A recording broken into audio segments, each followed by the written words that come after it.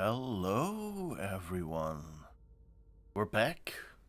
We're still playing Vampire, the Masquerade, Swansong. Append another word here and another, so the title will be really long. No, I love this game, don't get me wrong, but it's just something weird that I thought when I said Vampire, the Masquerade, Swansong. It's just it's like computer names or product names where, like the Elgato device I have here. And it's like the first one was like the Elgato Game Capture.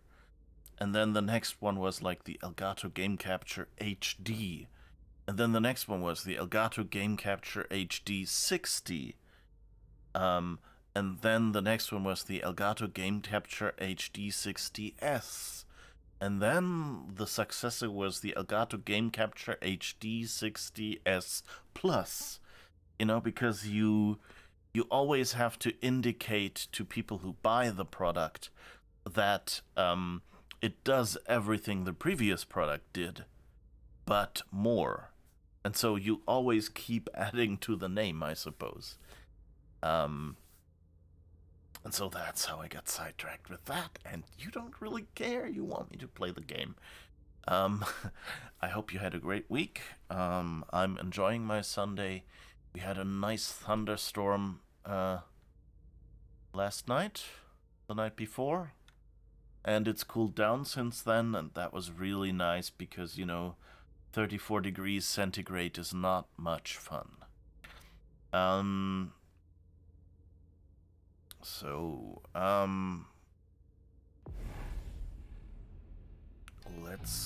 Okay, we're getting a summary of what we did last time. When we finished playing as Caleb, you located Stanford thanks to his implant. We got a resonance bonus. Don't really care. Well, resonance bonus is nice, but, it's just you sucked someone's blood and you get, you don't use quite as many points for some operation the next time, so that's nice. We did not convince Paula Nielsen to help you find Stanford. Yeah, that was the moment I found a little annoying, that we talked to her and...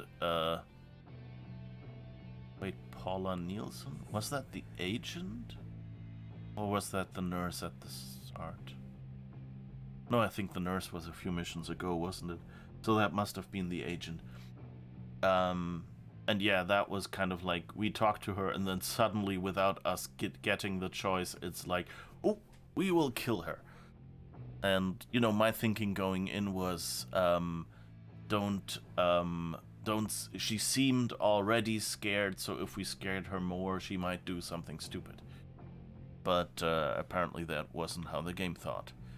And we didn't discover Stanford's little secrets. Yeah, that was a consequence of previous levels where we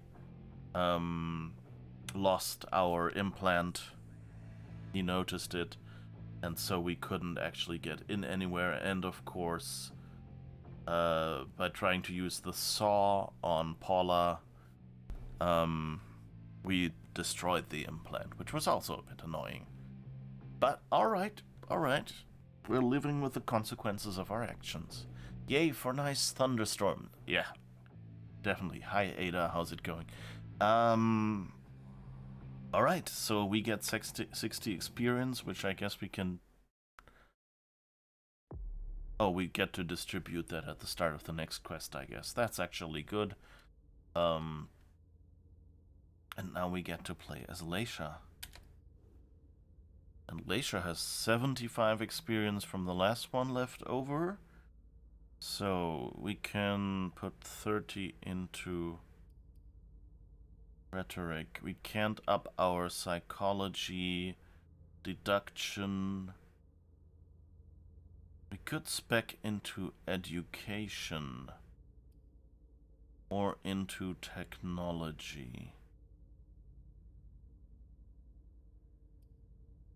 If we spec into technology, we can also spec into security.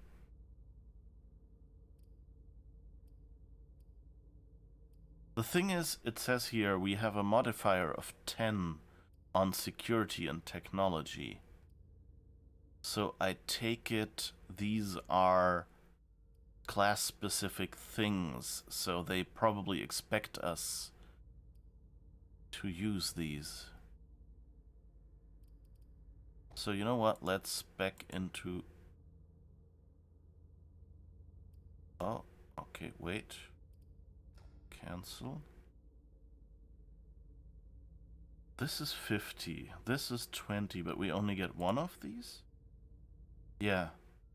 Oh, interesting. Okay, I didn't notice that. That the modifier can only be applied once. That might explain why I earlier thought I could use abilities, could get 2 abilities and then it required more points. But actually I could boost social. Physical would just be 15, or mental, no, we can't. Let's see what we have in disciplines. Is there anything we could get? More dominate.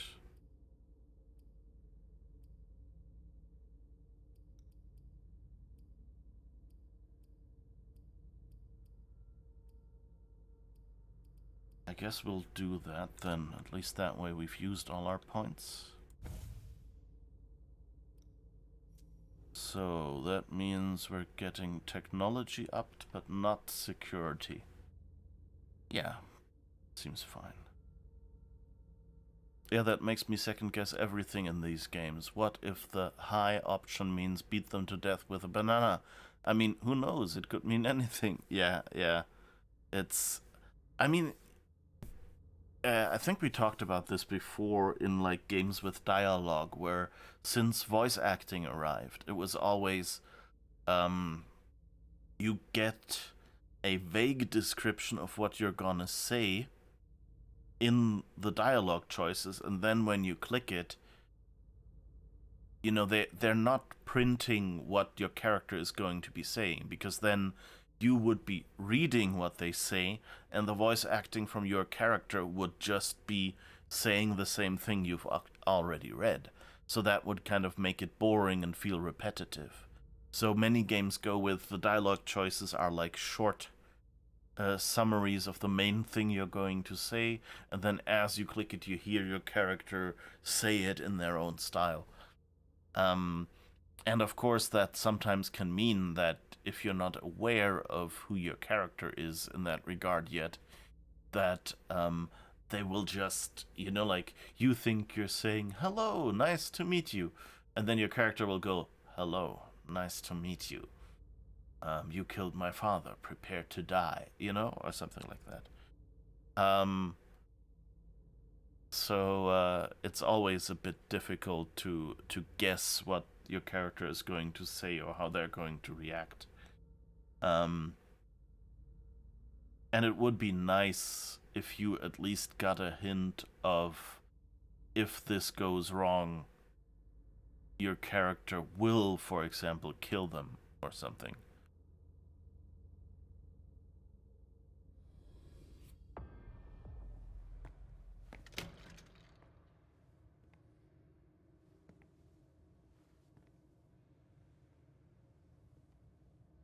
That was a dramatic entrance. Click, tum, tum.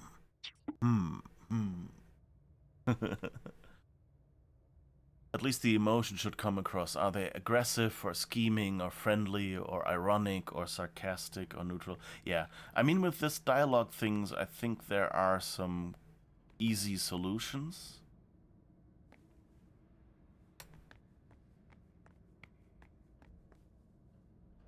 Oh, this looks cool.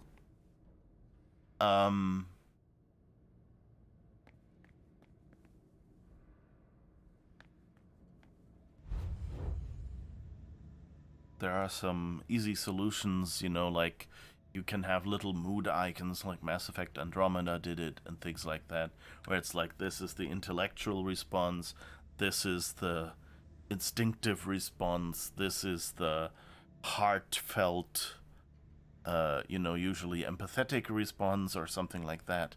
So you can And of course, the most important one, this is the romance thing.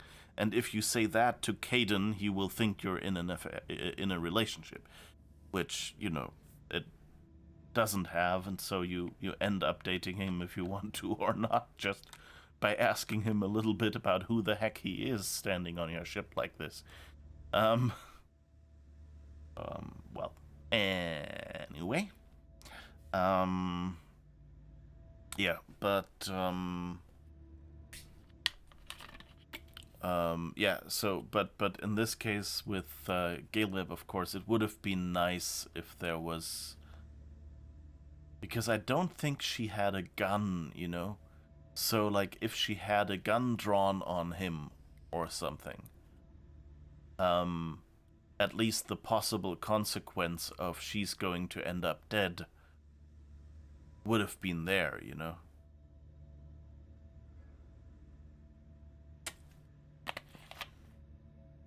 So sometimes there are like secondary clues you might be able to give, but then they might have had those in the original script, and then, or maybe I don't even remember if she had a gun. I think she didn't, but she might have as well had, and I just missed it. I don't remember enough anymore. And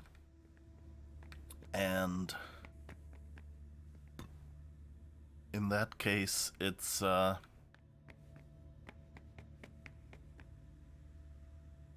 problem is it's another special case animation. Needing an animation of the character reaching for the gun, or maybe even just that, kind of, because if she had the gun out, then there would be an immediate threat to Galeb. And so you would be much more likely as the player to think, okay, she's going to kill me. On the other hand, if you had like this, what you see in some police movies where it's just like hand over the holster as she talks to you, and maybe a close-up on that hand for a moment, then it would be kind of, okay, she is not yet seeing you as a threat.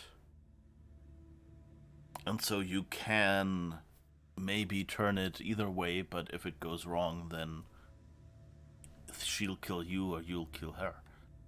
So, Halsey's on level L4. I need to go that way. It's stuck. I need to cut the power to open it. Right. These, like, again, love this game, so, and it's whatever they call it, double A or whatever, not triple A.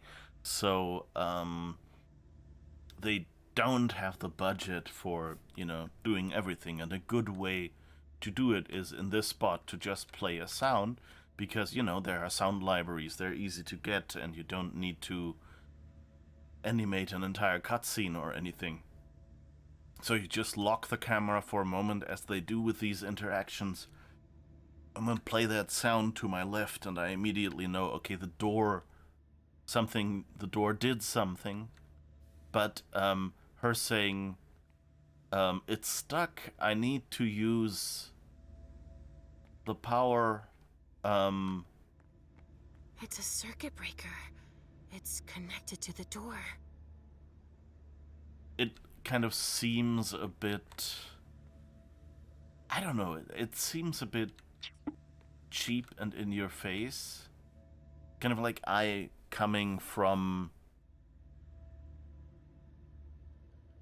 coming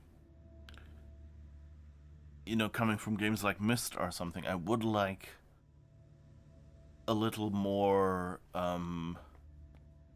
indication of what happens. And like, if it's stuck when you push the button, why do you think it would be unstuck if you disconnected the power? Stuck is something, at least in my head, is something sort of unpredicted or unplanned, at least, where, like the joints have gone, the hinges have gone greasy or something dry, and that's why the door won't properly open. But you know, so if the breaker will actually make it open, but the button will not,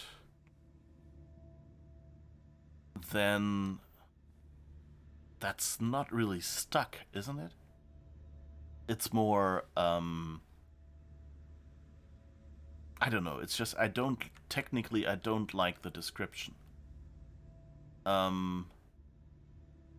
Maybe it's supposed to be in layman's terms, it's just, oh, it won't open. But then, you know, I would have used a description like, okay, I don't know, there's a lockdown or something, the button won't work, but maybe if I cut the power, you know, the fire, or electrically locked, yeah, something like that, that would work. You keep saying it's not AAA, I don't even notice. Well, the difference between AA and AAA is really one of budget. So it's like AAA are the big budget thing, you know, like when EA does a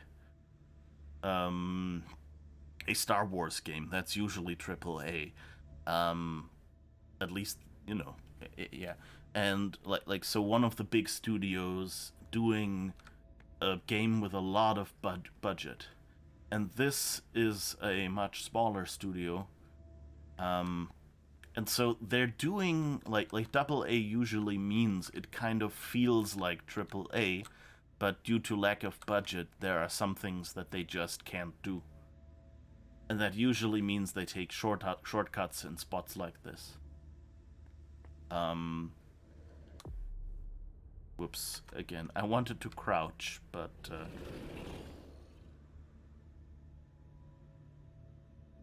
what was that sound? That the werewolf?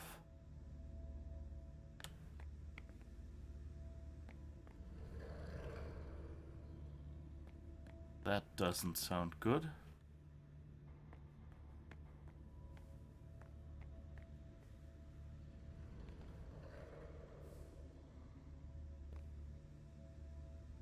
Something blinky over there if you look through the gap.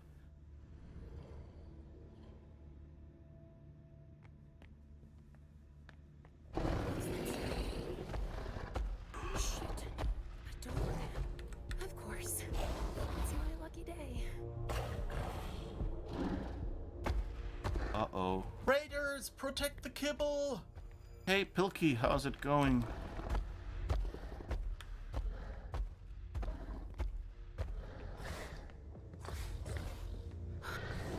Shit. He's tracking my scent.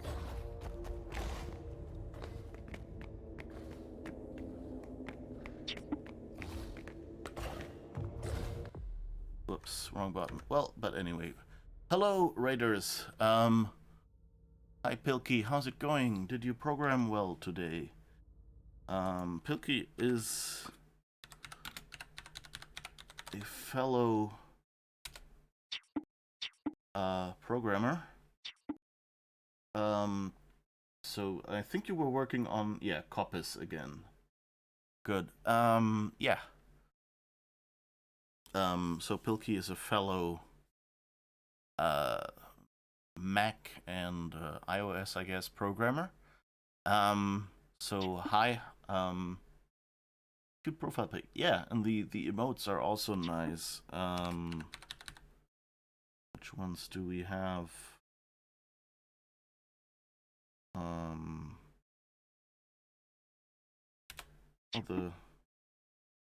The one I was thinking of seems to be just a follower emote. Ah, yeah, that one. I was thinking of the ship it. Which one is that? Weird. That didn't show up in my list for some reason. No, the ship it is what I was thinking of. Because that's just, I don't know, I've so often heard ship it said ironically when someone demoed something and a bug showed up. Should be it. Yeah, I think so too, but Yeah, I don't know, my bot maybe doesn't have the correct menu. It might work in OBS. Yeah, it's in OBS, so it's just my bot not having some of the icons. Yeah.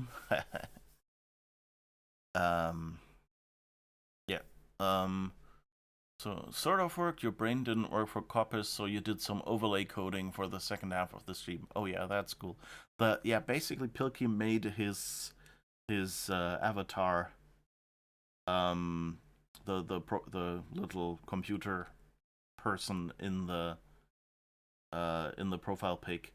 Pilkey made a whole spaceship in Unity and made a model of that character that can walk around in there. And so in some moments it kind of zooms out and you see that the entire stream is just on a screen there, and it's really cute. And yeah, you can throw bugs around if you want for channel points. Really cool ideas and looks really fun. So definitely a follow suggestion. Yeah. So yeah, since we earlier actually set the werewolf free, of course we had to meet him here. So that will be interesting whether we'll survive that. So yeah, for those of you new here coming in with Pilkey or something, hello. My name is Uli. I am also a programmer. If you have any car from the Volkswagen group, then which includes, Audi, Porsche, what else was there in? Well, lots of brands. Bentley, something with S, I forgot. Drawing a blank. Anyway, then the then yeah, my car might no, then your car might be running some of my software. And yeah, so I do some internal parts, so internal software used by the mobile apps and things like that. The thing is, I'm currently at that point in my brain where I had both of those names, Seat and Skoda, in my head, and I'm actually trying to remember if it was either of them or both, and if yes, which one. And I can't remember at the moment right now, so it's just gone from my brain at the moment. But anyway, yeah. We're so like I helped out on like the transport layer of the system that talks to your car to make it automatically kind of autonomously pull into a parking slot, things like that. Sent Uli to brand retraining. Yeah.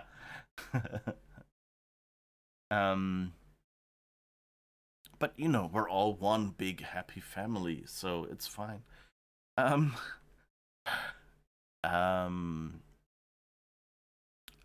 I don't. Yeah. So that's me, and currently we're playing the game Vampire: The Masquerade Swansong, which is a RPG. But it is not Vampire: The Masquerade Bloodlines. So if you think you've heard of this game before, you might have if it was recently about it being released. It's a fairly new game, but Bloodlines, which is like the big RPG that everyone raves about, is I think 10 years ago, 15. It's an older game, and that's not this game. They're both based on the same role-playing, like tabletop pen and paper role-playing game franchise. But that's basically all they have in common. They're different publishers and different styles. Um, So yeah. So, and we only just started this chapter, so you're coming in at a good moment. And all I can say is we previously made a decision that had this werewolf charge out into the world and thereby open a way for us to escape for one of the three characters. So you see the LEG here. L is Leisha, that's us, so we're playing this chapter right now. And Galeb was the guy who made that decision in, I think, the previous or one before chapters. And there's also MM, who is the third vampire we can play as. And we, like, the story just decides which one we play as. Unless it's a spot like this one, where we actually get to, like, we still have to do all three with the associated characters, but we can decide what order we do them in. Whereas here it's just, you do them in that order.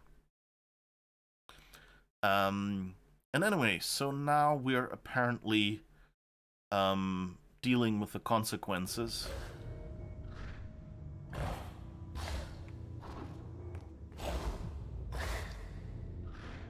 Which is... the wolf is looking for us.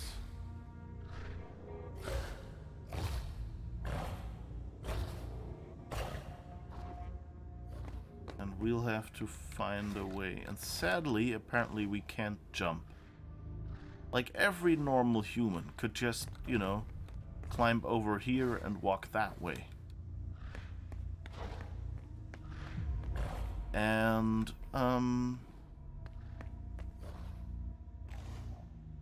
so it's interesting. Usually, Leisha can go invisible. And that's like a psychic invisibility. So I would expect this to work here as well, you know, and just tell him that scent isn't there. But apparently that's not how this is going.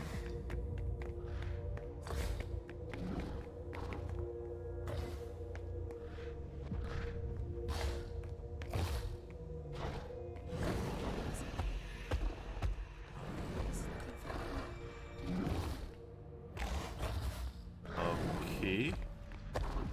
Not sure what this red thing... that can't be good.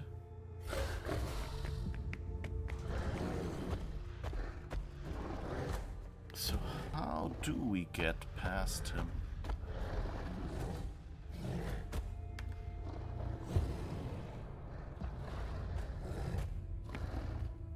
So I don't think this can be a good thing when...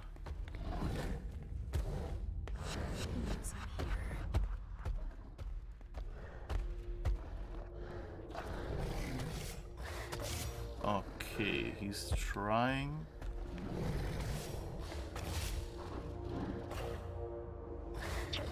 So I guess we're probably supposed to...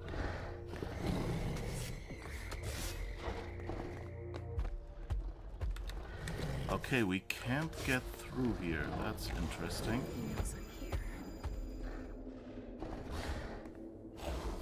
Okay, I'm really confused now. Because I don't really see anything we can do.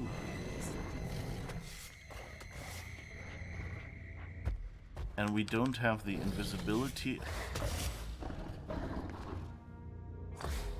ability anymore. You won't be able to follow me if I go through here. Oh.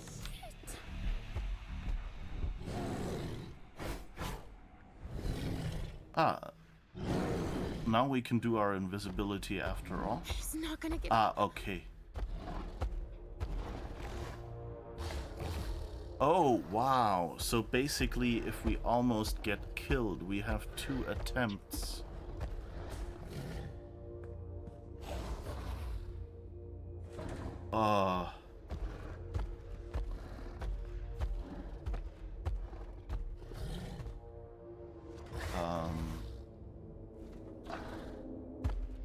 sorry. Can you say something about the audio? Do it on Discord or something, but don't think it's really fitting to the game, because I can't really fiddle with the audio right now. Thanks, and hi, Hyperspeed, by the way, sorry. He's looking for me. Okay, so...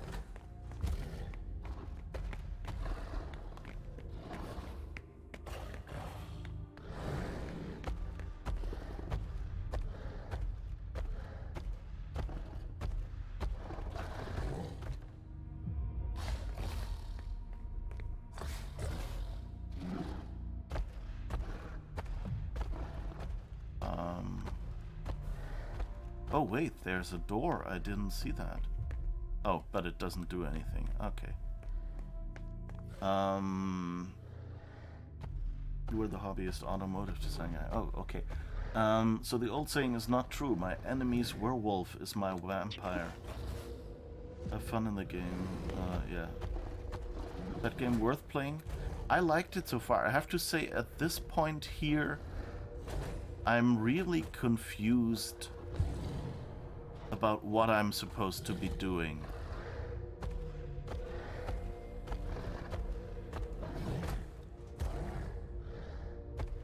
So I guess I could observe him.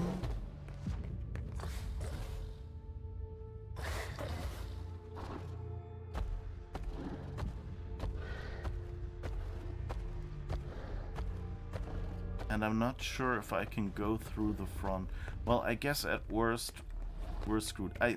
Just in advance, I think here, just because this is such a weirdly confusing thing, and I don't see what we can do here, and I still have to figure out, I think I'm going to take the recommendation that I've been given by some reviewers, like who said, you know, replay bits of the game. So if I have the choice, like if I get almost killed now again, then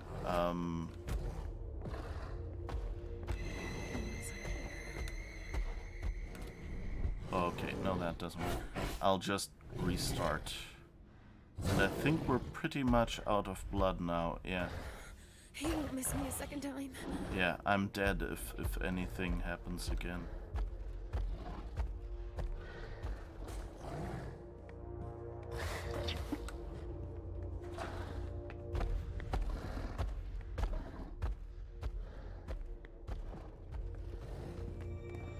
He's looking for me.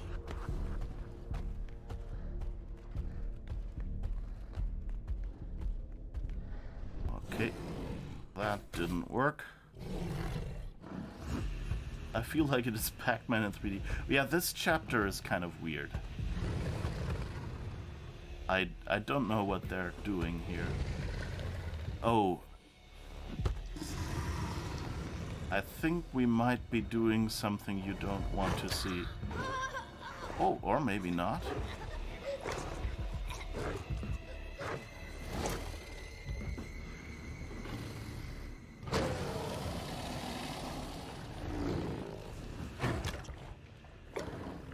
Okay, that didn't go well.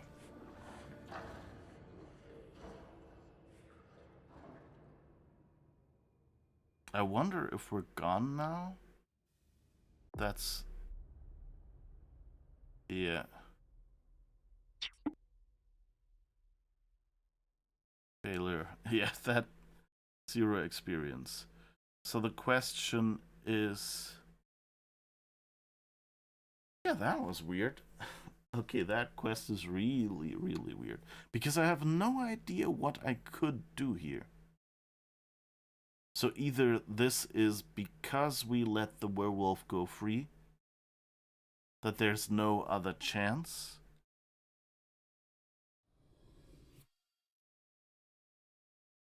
Oh, and I don't get a chance to replay, apparently.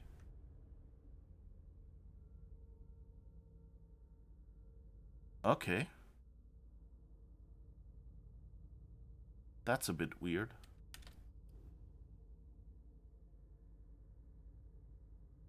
So I would honestly have said, you know, I'll try this and, you know, restart a couple of times. Because there is no obvious puzzle that you can solve here, and it seems to be timed. And you have a limited number of attempts. So that's something that we basically haven't had at all in this game before. Oh, and we have 0 experience available, so I don't even have to think about spending any points.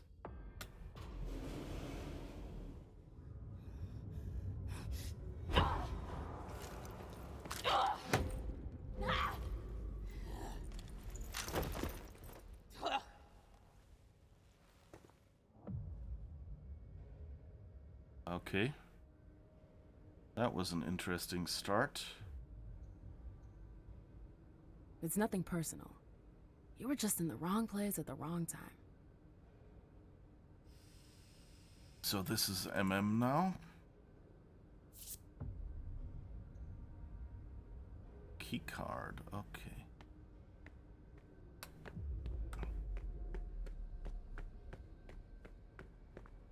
It'll be interesting if... Okay, this is where we came from. It'll be interesting if everyone meets the werewolf and has to find a way out. Yes! At last. Not a very subtle way to get in here.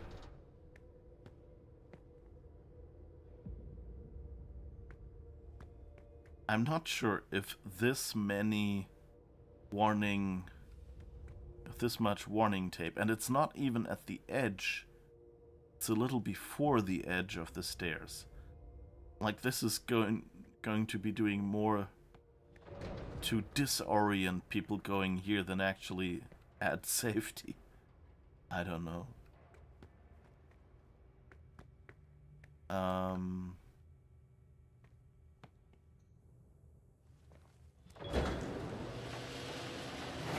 You can never be too careful.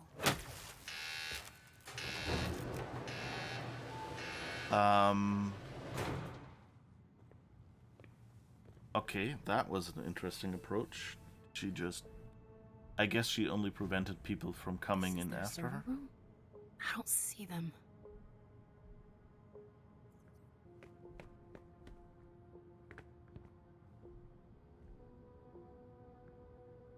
Okay, yeah, that looks a little weird.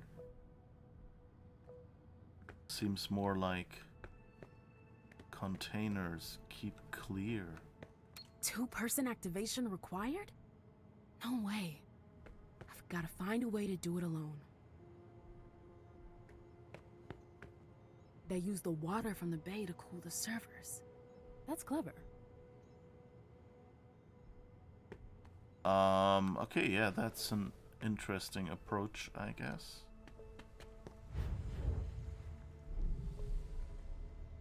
Okay. Oh, I guess we can... Oh. We need to push the button, then zip over. And we're low on blood, of course. That can't be good.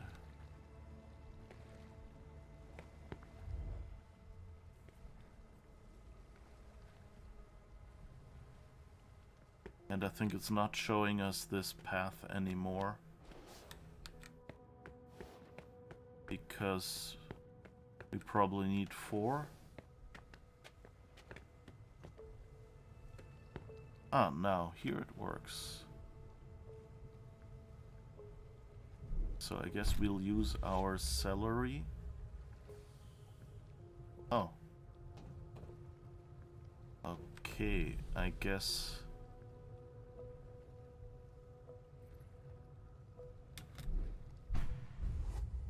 we can't go there. Because we can only get halfway.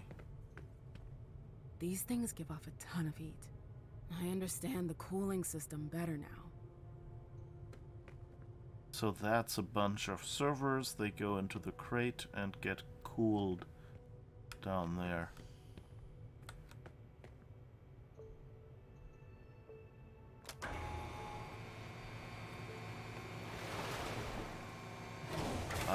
So that pulls down one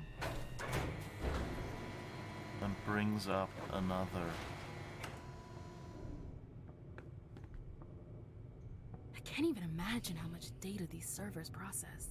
It's gotta be huge. I guess that's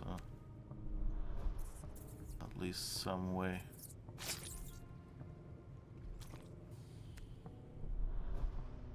Okay, so now we can zip back and forth, and I guess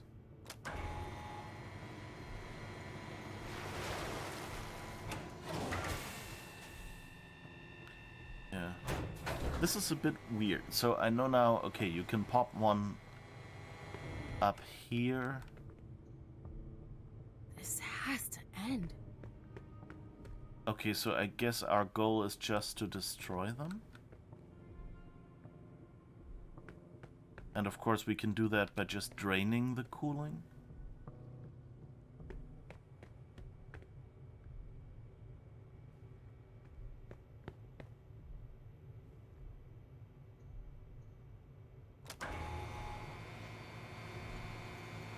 So, oh yeah, the bays are marked at the top. I didn't see that. 1, 2, 3. Okay, and so 3 was the one that was out before. So we can ruin these servers, but the problem is ruining them enough? Hello? Didn't we have a second path over here? Maybe we have to come from that side? Ah, yeah, there's a second one up there now. Or is that just the way back?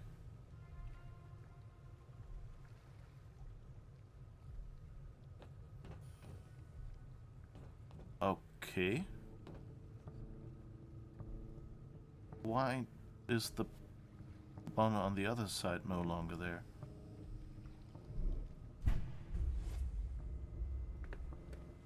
That seems wrong.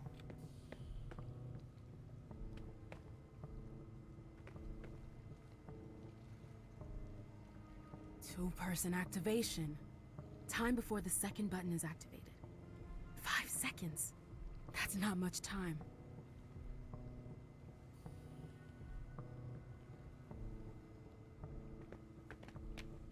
Yeah, but I mean, it makes sense if the game gives me, but there isn't anymore.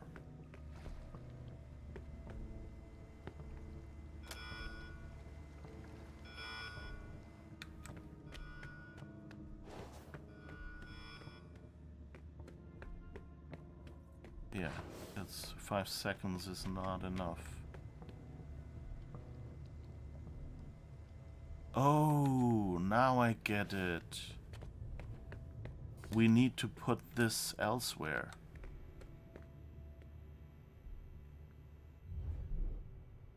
So, let's see. 2 in the middle is probably the right one.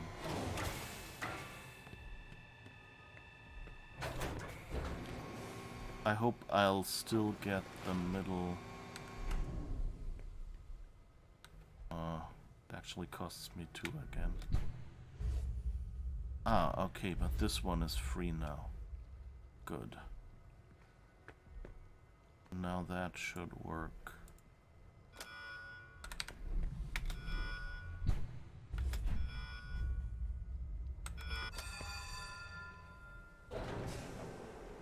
Okay.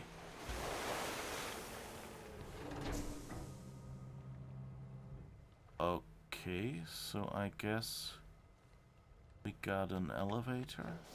Shit! They broke through the unlocking system! There are blowtorches in the warehouse! Go get them, quick! Right away, Sergeant!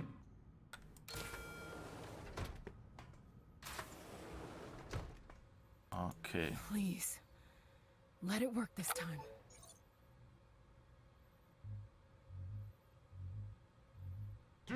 the torches. Right here, sir. Good. Come through this Of door. course. I have to find the password. I can't fail now. Okay. Unknown. Please enter the administrator.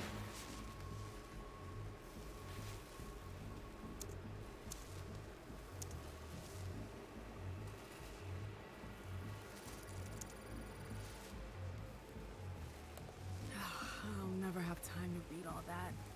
I need to narrow my search. Still no. Wait, let's see. Password administrator. Load results. Dear Samantha, I wanted to touch base with you about codes. The short answer is no, we can't change the password, at least not right now.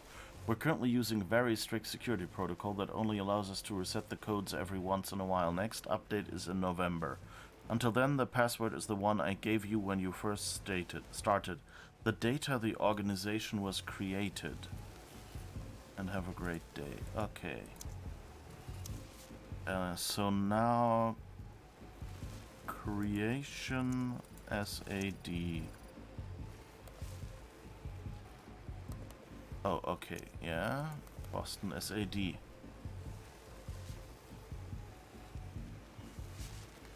I am writing to inform you of the success of Operation Nest. Station last report, blah blah. That the funds are not increased since the creation of the Boston SAD exactly 4 years ago today. So that means September 9th, 2015. The first tube's empty. I need a new one. Here. So that's September is September 9th, 2015.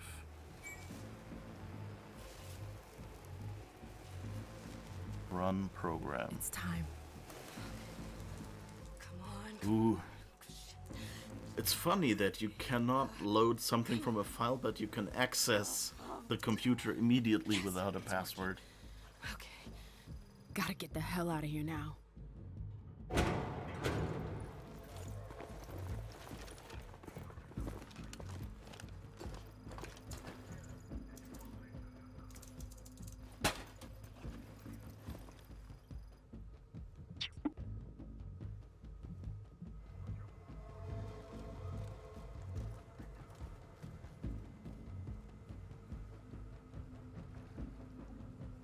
Did we swim out?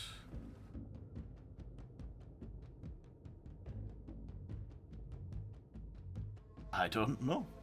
I log in without password. Yeah. You were able to upload the virus and... Oh, you could have discovered the traitor's identity. I didn't even think about that.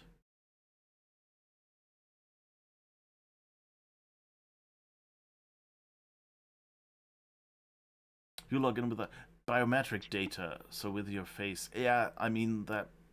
Well, no, you wouldn't need to steal your head. You would... It depends on how they... You know, there have been... when the first phones shipped with the fingerprint sensor, for instance, they actually found out that if you build rubber thumbs and moisten them slightly and put the fingerprint on there, and remember, like, a fingerprint is something that if you touch something, you leave one behind. So someone you know could go to a pub with you, have a drink, take the glass you drank from, pull your fingerprint, done.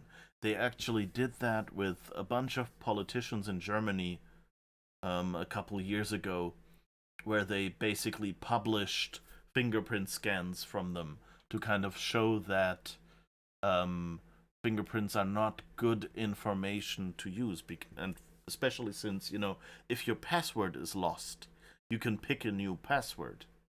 You have exactly 10 opportunities, maybe less, to change your fingerprint.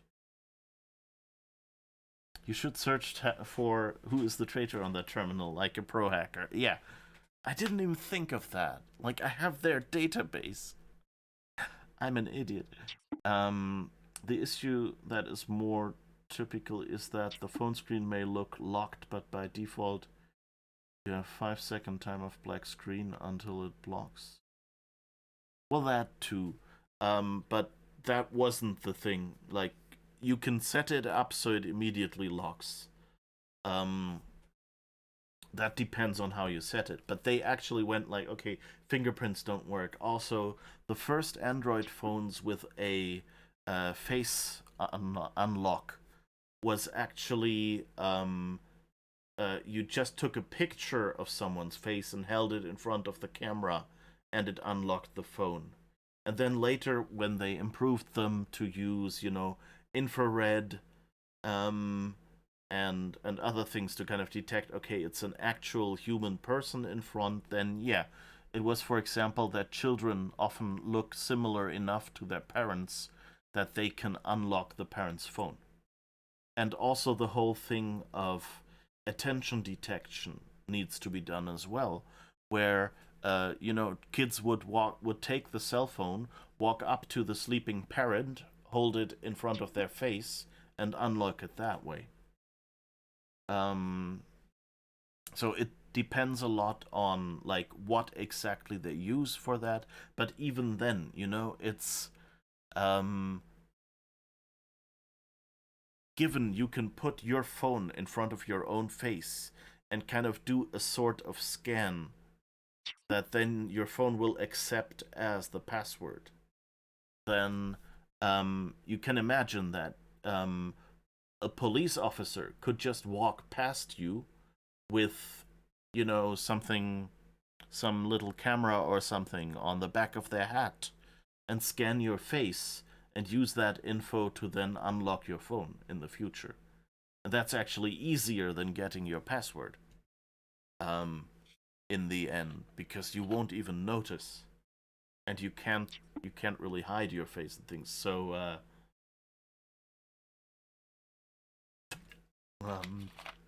it's all these mechanisms for locking your phone or unlocking it have their flaws, and the problem with biometric ones is, of course, that you only have one face. You have 10 fingers, and usually, you'll go and say, well, I want to be able to hold my phone in my left hand and unlock it while I'm, I don't know, holding the baby or something, So, in practice, you probably have more like 5 different passwords, and if one ever leaks in some way, it gets awkward pretty quickly already, because if your thumb is leaked, then you have to unlock your phone with 2 hands, because you cannot really hold your phone easily and unlock it.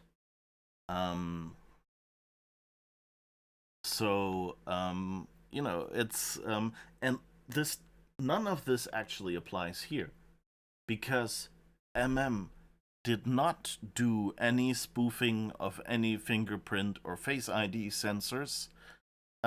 She did not have to type in a password to get to search these archives.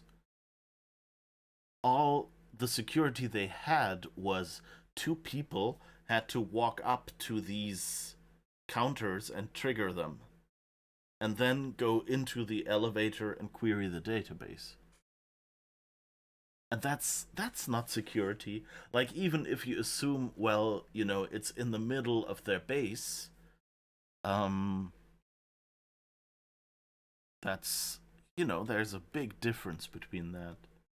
So I would have expected at least to have a login framework password on that computer in the elevator, and maybe even passwords or keys that you have to obtain somewhere on these 2 counters. I mean, I'm glad we didn't have to gameplay that, because I'm not sure it would have been that interesting. We had this in previous scenes. We had, I think it was Caleb going in and finding like one key next to it and another key in another cell. So we've already done that puzzle, so can kind of understand that they skipped that. But it would have been nice if they had, done something like Rafa just telling you, hey, we found out what the password is they use inside because, some drunk guard mentioned it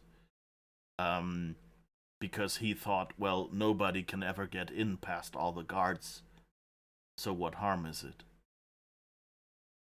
With your account credentials, you don't get an access if you don't have the physical key. Yeah, but then you still need a physical key and a password, so it's there's always multiple factors that you can have to make something more secure, but also more annoying to use. Using a hardware key would be interesting in the game for passwordless login. Yeah, that too. Like, they could have just said at the start of the mission, not only did you get a USB key with the virus, but we got this other, YubiKey-like security encryption, what is it?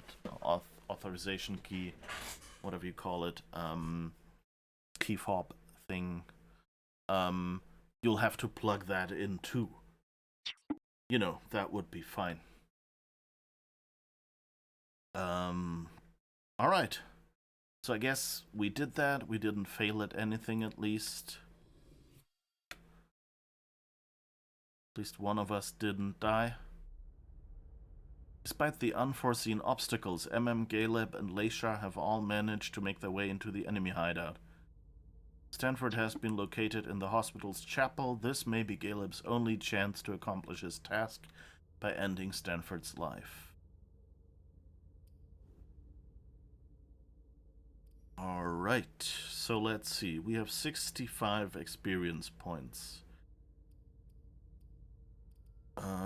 We could up our deduction or our education.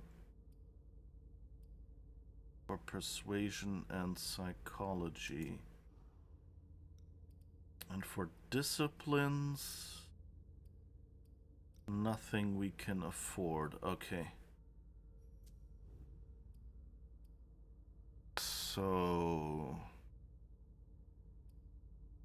60 in education.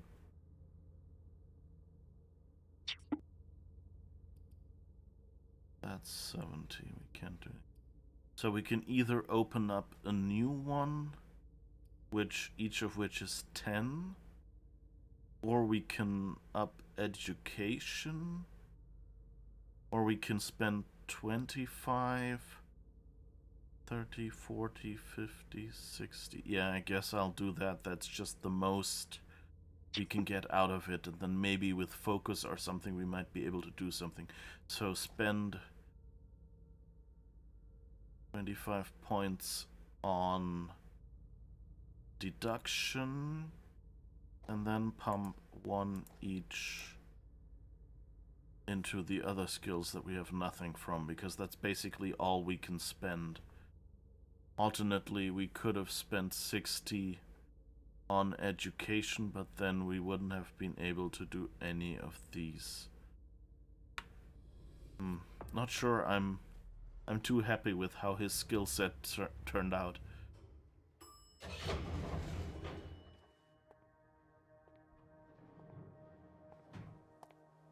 He won't see me coming this time.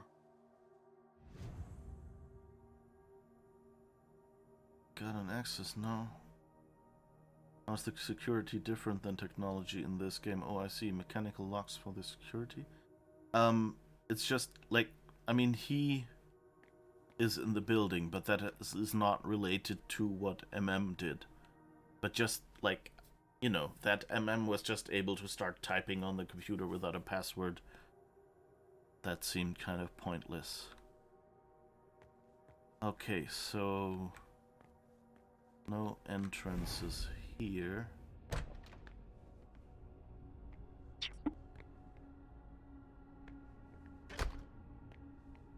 Well, she didn't do a brute force attack. That's the whole point. Like, they should have done...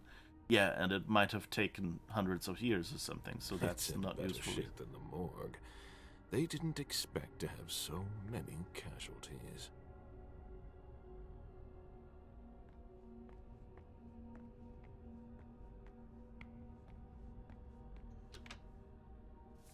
Access prohibited. Disinfection in progress. Interesting.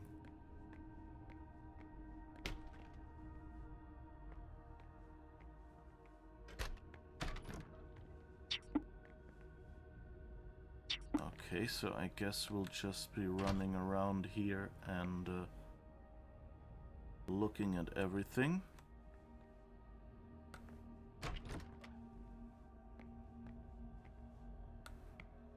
This is not the kind of game in which you get the choice to kick the door open.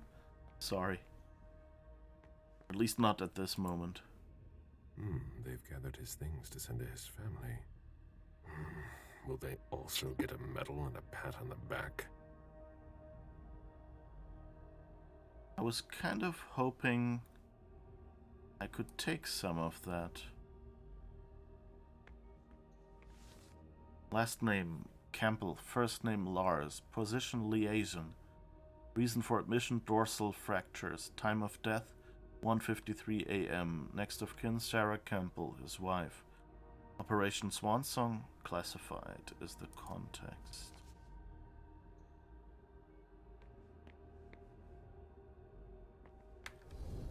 Okay, we don't really... Oh, he's just a guard in armor. Okay. They didn't even take him out? Okay, that's fascinating.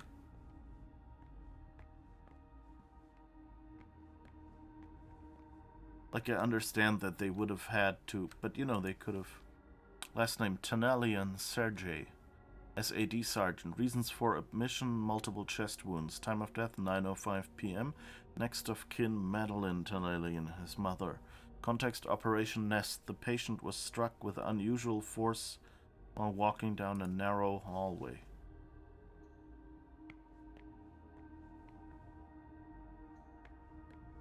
Okay.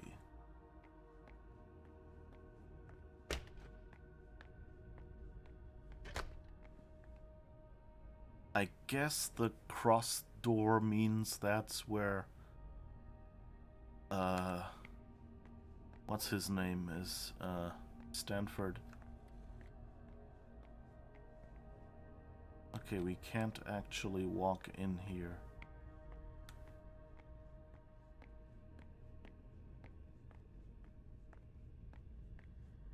So I guess let's go. Monsters! Okay. Okay, here's a few people who still look alive. Charles Griffin. Without waiting for their approval if they keep this up. Operation Nest received multiple blows to the head after shooting a blank body. He was the first to enter the apartment.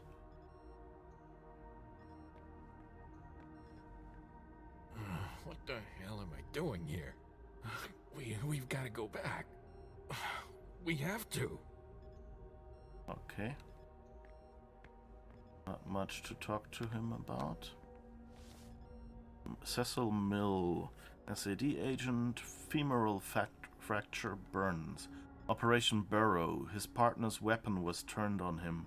The burns are superficial, the fracture is from the fall that followed his attack. I'm wasting my time here.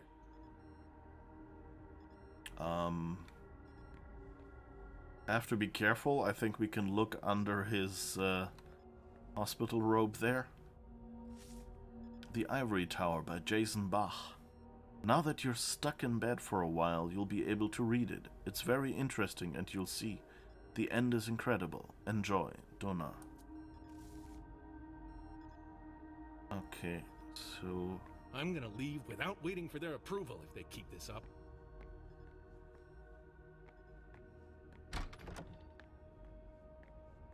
Okay, nothing here.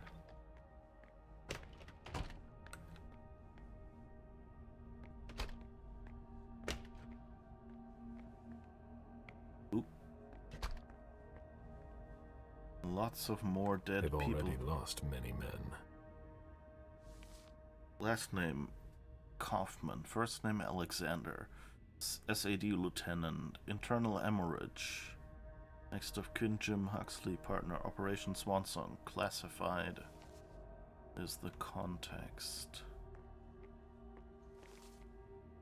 Norman Steele, major, bullet wounds, multiple fractures. Jane Klaber, his partner, Operation Nest, thrown through a wall before being sprayed with bullets from an automatic weapon.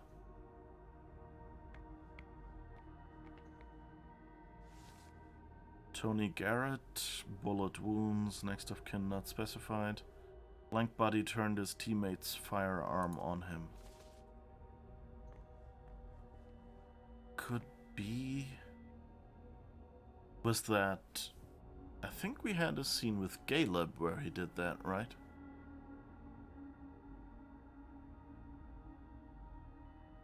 I like this game for kind of normally sized rooms. Yeah, it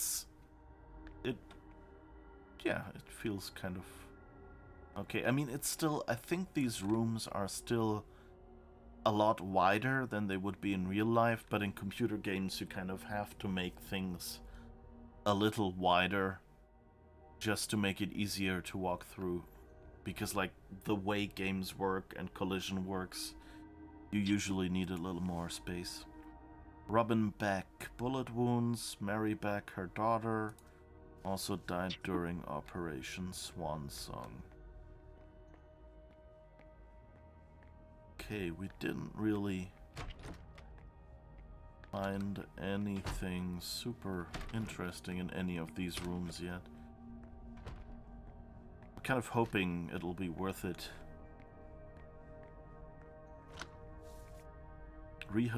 Condemned. Rehabilitation in progress.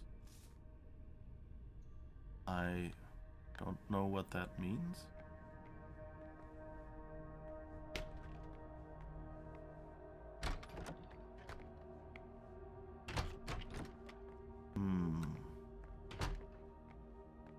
Oh, that doesn't look too good. May she take her research to the grave.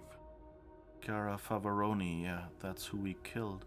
So I guess she won't be there, or at least there will be someone else there if we don't kill her. Reasons for admission: hemorrhage of the right radial artery. Lost large quantity of blood before admission. Patient unconscious. Time of death 1:06 a.m. So my guess is still we could have convinced her somehow. Amy Harbin. Injuries to the throat, multiple fractures. Mitch Harbin, husband, Swansong.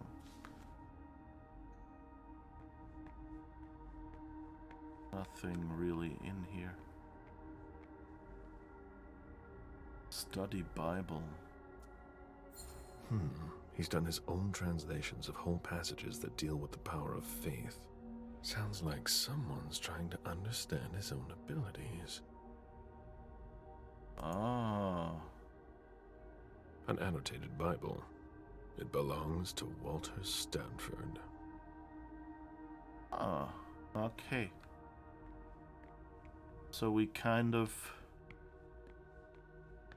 would need to do something against his faith, wouldn't we? I can almost smell his presence. Chris, can you hear me? Shit! He was answering a few minutes ago. Can you call for someone? Chris! Oh, what's this? His phone. Lots of missed calls. I need morphine. Chris Miles, chest wounds, bullet wounds. A squad member with a damaged helmet shot at our men, killing 2 of them instantly. Chris Miles rushed to disarm him. He was shot several times at the torso and then lost consciousness. Ron Pickford, broken legs. Shit! I don't think we can do anything for him. Shit. It hurts. Okay. I think we already looked in here, didn't we? No. But, nothing interesting here either. Wait, is there? No. That was just a blanket or towel. Not as huge as some games. Yeah, definitely. Chris? I mean, it's also, you know, this is not that big a studio that did this game. And even if they did it, you know, it also costs money to license the Vampire the Masquerade license. I guess it's probably one of the cheaper licenses because it's well known, but there have been so many bad games out, so it's probably evens itself out. But it still means the budget is a little bit reduced by just having to pay for a license instead of making your own game.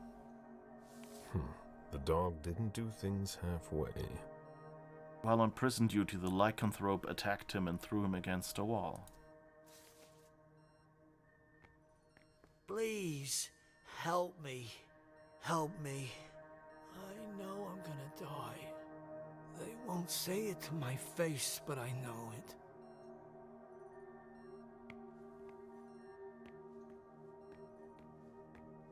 Okay, what's this? The list of prescriptions is long. They still hope they can save him.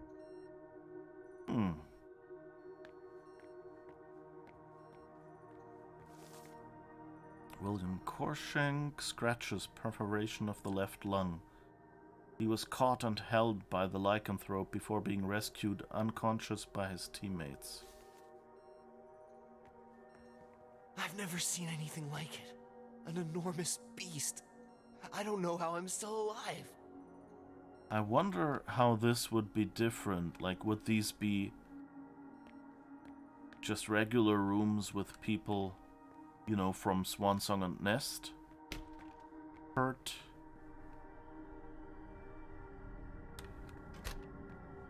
Did we go in here already?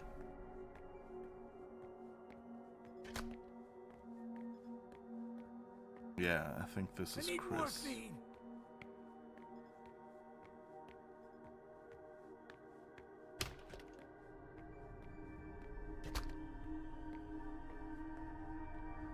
I'm kind of hoping we can find someone, something. Okay, this is all dark. But I wonder, like, if we had made a different decision, would this... Okay, these doors don't work at all. Would this be different?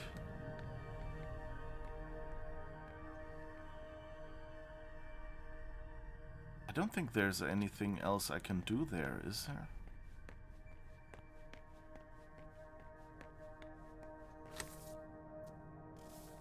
These rooms are just blocked in a creative way, I think.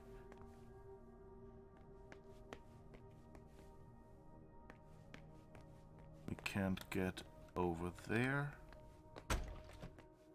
And those doors didn't work either. So,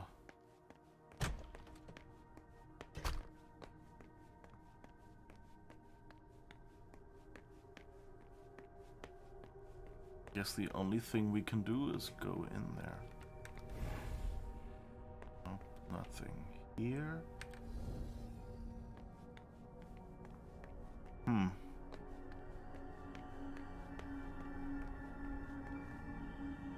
Seems a little weird that they have a point of no return here.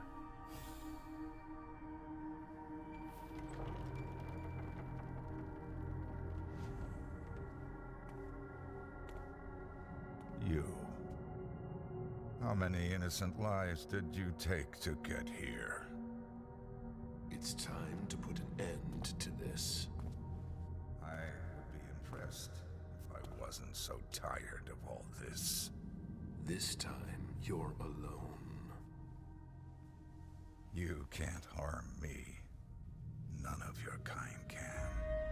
I forbid you to come any closer. My faith is my shield. Ah, damn it. Oh, this will be interesting. I've heard of mortals able to turn us away through the strength of their convictions. I'd never have believed it was anything more than legend. You have failed. Not yet. You're not infallible. As long as I have God on my side, I will be. I'll break you. You and your faith. A touch of bravado. Now that you're cornered, nothing can stop us. You're done for.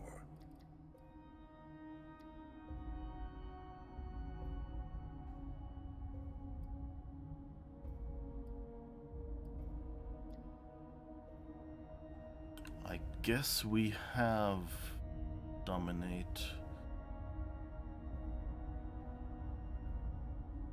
I'm not sure if this won't be an own goal, you know, making him go down on his knees. Well, he might be praying, you know, this might be why he has no resistance.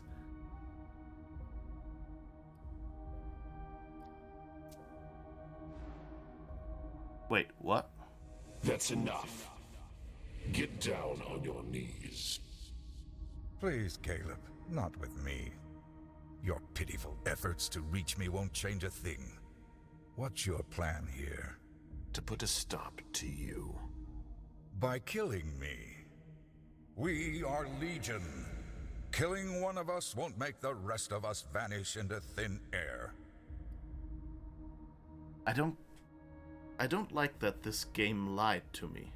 Like, it told me I had the points and I had 100% success rate.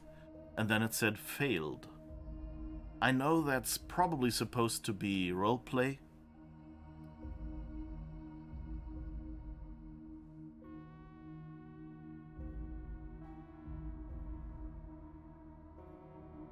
Okay, I guess we'll just try with regular conversation choices. We can't do this one anyway. I mean, we could try to, but we can only focus once, so no.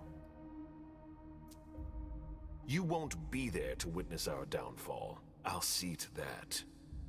That's not important to me. You're the mastermind of this attack. The outcome must be important to you. I'm prepared to lay down my life for our cause. Isn't it a pity to die with the thought that this might all have been for naught? My fate is insignificant when weighed against the imperative of your destruction. You would make me a martyr, that's all. I have seen the consequences of your crimes. I have dried orphans' tears, tended to gaping wounds, calmed tormented minds. You spread your plague like rats. You feed off the human race. You're nothing but parasites. Can I just make him? Okay, I can't defend. Ah. Wait, can I?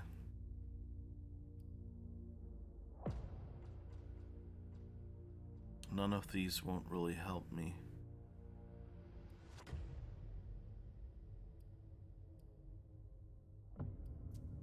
It's our I've basically already one lost. that I am duty-bound to fight. For the good of this world. It's high time I put an end to all of this. You have nothing left. I can't anymore. You're finished, along with the rest of your kind. Ecce crucem domine fugita partes adversae. Non nobis domine. Non nobis domine. Non nobis domine. Non nobis domine.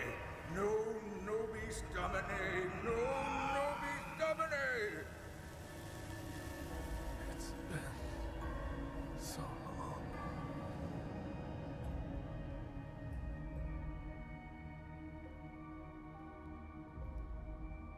Forgive him, Father.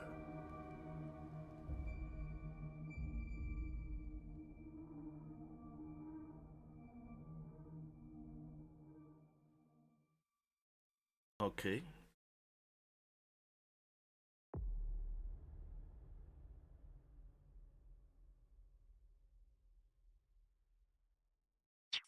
Oh wait, there is a previous? Can I... Oh, I can select quests again. So maybe...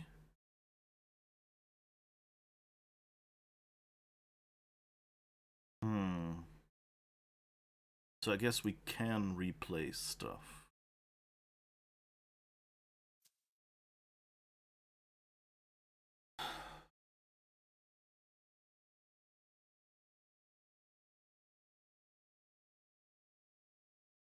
So I think I'll definitely replay the Galeb thing here, just to see if I can do a different first choice. I'm not sure if I should go back and also try Leisha's.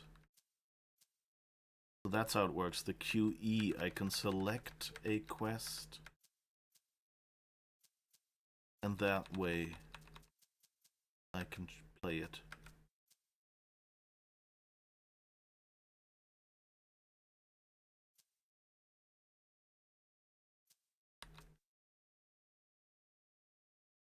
Well, let's try the Galeb thing first. Just replay this, because that's been very recent and seems a very simple... Oh, wait, what? No, that's the wrong one.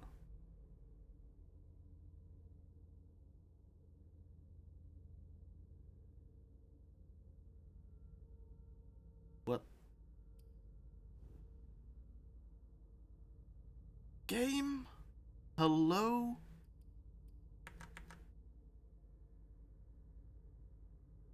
No, that's not what I wanted to do. Oh, come on.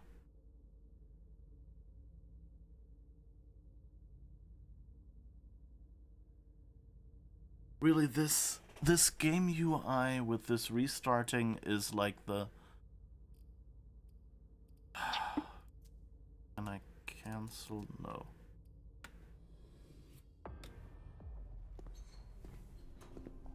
That's the start. Main menu.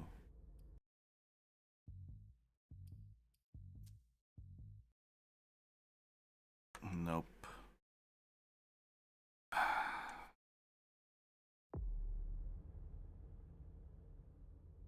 So... game? Ma'am, thank God. Yeah, I don't... Okay.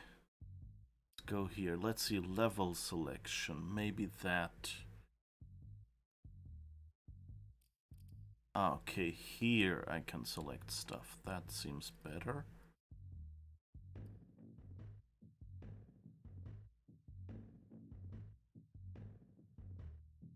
Okay, this is the next scene. At least...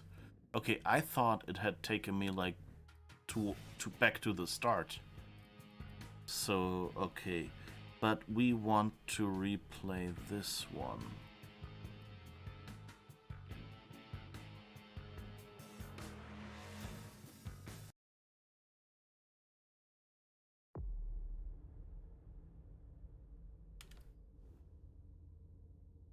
Okay, again. So, I think we had something where education would have helped. So let's just back into that as well. There's just too many princess quarters. Sort of, yeah.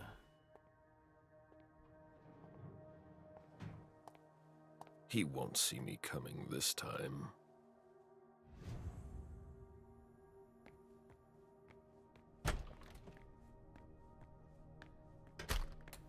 It's in better shape than the morgue. They didn't expect to have so many casualties. Okay, we've been in here. So let's try to find...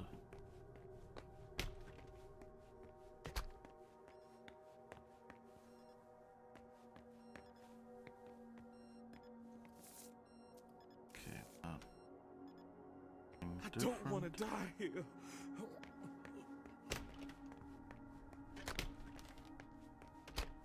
They've already lost many men.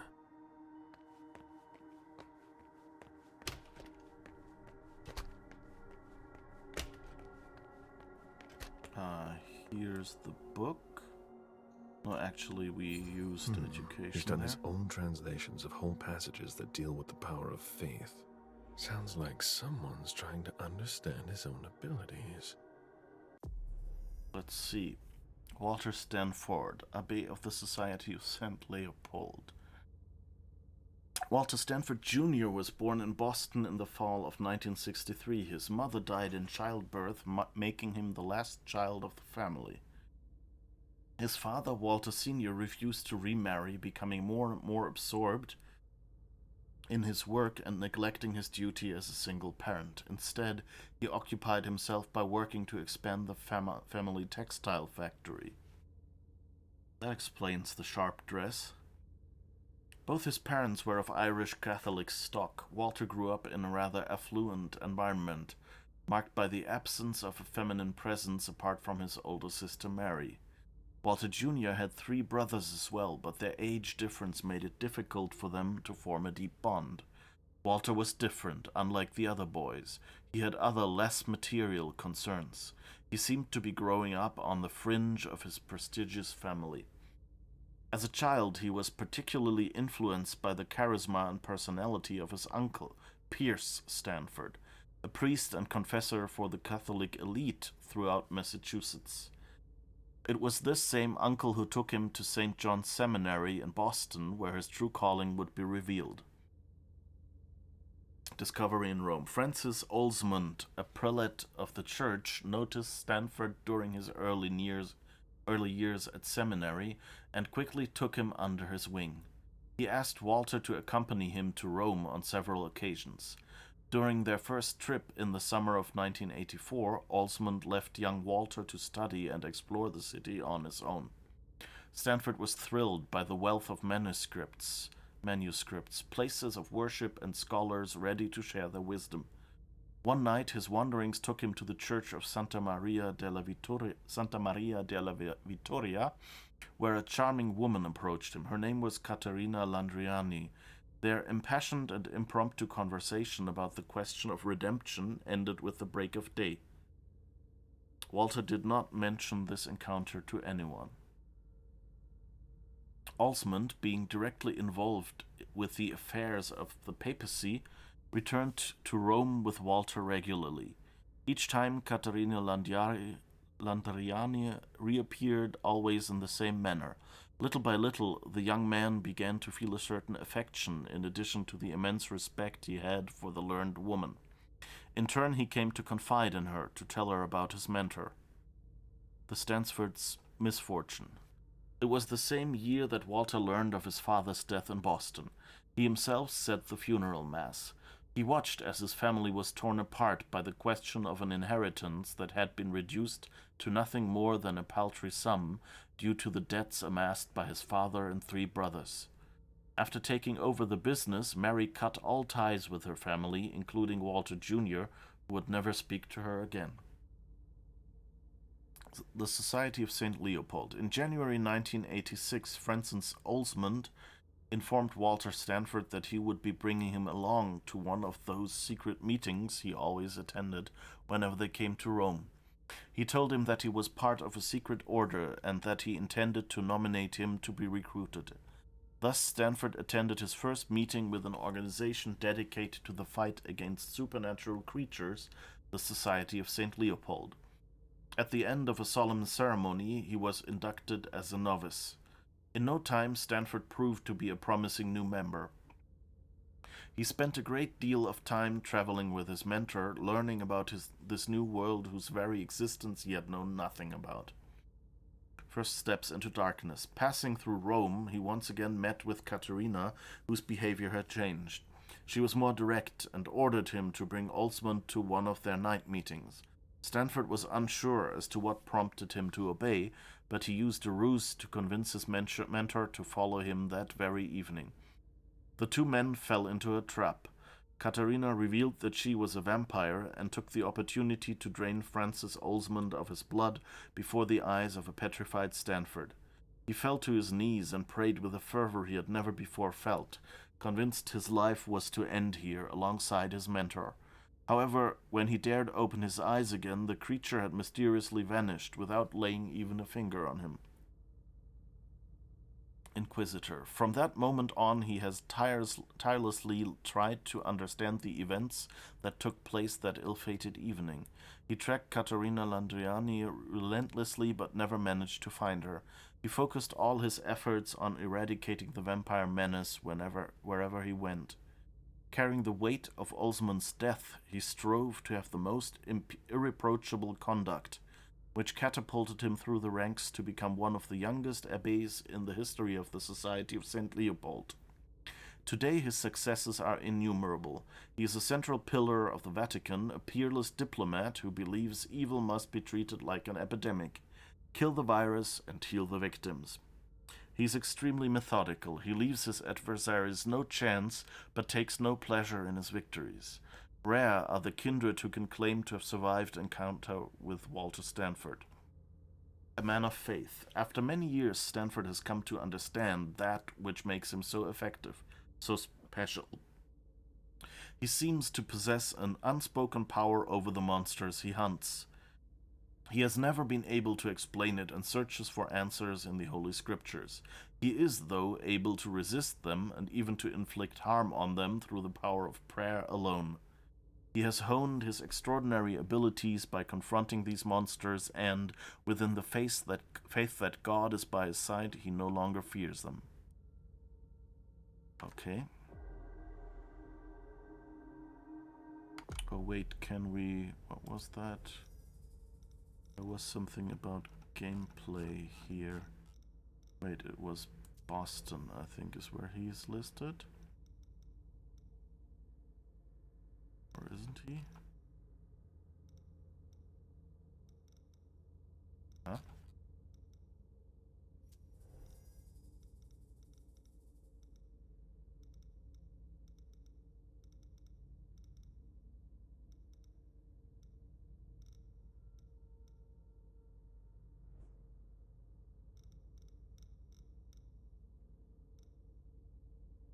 Huh, I can't find the entry anymore.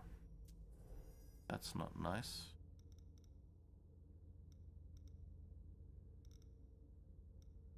Walter Stanford, here, okay. And it said gameplay. Tasked by the Pope himself to take charge of operations in Boston, Stanford is fully devoted to eradicating the kindred. His fanaticism makes him a most formidable hunter. The rhetoric, intimidation, persuasion, and psychology, he's really high. So he has protection against vampiric powers. Okay. Not sure. I can almost smell his presence. Okay, so let's see if we can try this just once more. I don't think there's anything else I can really do in this room. You. How many innocent lives did you take to get here? It's time to put an end to this. I would be impressed if I wasn't so tired of all this. This time, you're alone. You can't harm me. None of your kind can. I forbid you to come any closer. My faith is my shield. Ah. So that, yeah, I remember I had something with education.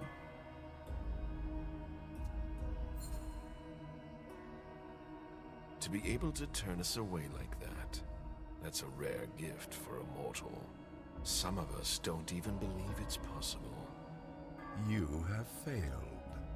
Not yet. You're not infallible. As long as I have God on my side, I will be. I'll break you. You and your faith. A touch of bravado. Now that you're cornered, nothing can stop us. You're done for.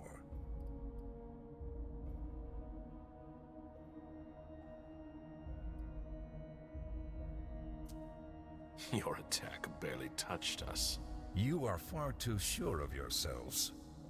Just like your friends in London were. And I know precisely the value of all you have lost. It's never that easy to come back from such a blow. Your pitiful efforts to reach me won't change a thing. What's your plan here? To put a stop to you. By killing me. We are Legion. Killing one of us won't make the rest of us vanish into thin air.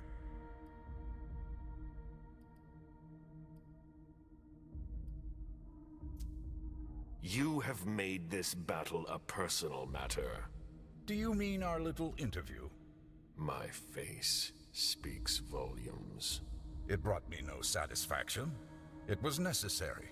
I, however, will derive great satisfaction from sinking my fangs into your flesh.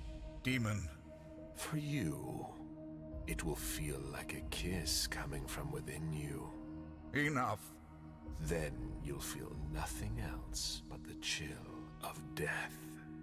I have seen the consequences of your crimes.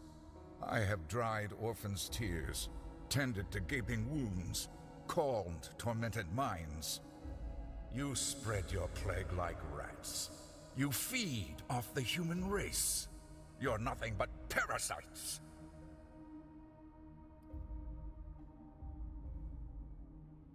Dang it. We'd need psychology to get anywhere here. But at least, you know, we've gotten one step further now. We at least won the second one before we lost two. So maybe we can still save this? But I don't know, like it depends a lot on what kind of skills you have. So it seems education and psychology and the right answer. It's our nature. One that I am duty-bound to fight. For the good of this world. But we're not just talking about humans here. You profane the very earth with your presence. From the shadows, you manipulate the fates of civilizations. You bring famines. You stoke wars. You seek to take control of the entire world. And you'll be the cause of its ruin. Okay, we could... The Society of St. Leopold is no better. We've already reigned over the world. Let's try this. If we can shatter his trust in the Society of St. Leopold, then maybe that works. Now the question is, I could focus it just to make clear that I win. Do I want to risk it? Let's risk it first. I mean, we can do this all over again if we want to. Okay, we didn't need it. Good. And what about you? You live in secrecy. You lie to those you feign to protect. No government dares stand up to you. But we're doing nothing more than defending them. For now. But that's how tyrants are born. You're no better than us. I smell nothing but destruction in your wake. What would you have me do? Faced with a creature stripped of all emotion, who sees you as nothing more than cattle. I've lost count of the number of dead bodies and broken lives. Fire is the only path to redemption. Down to the very last.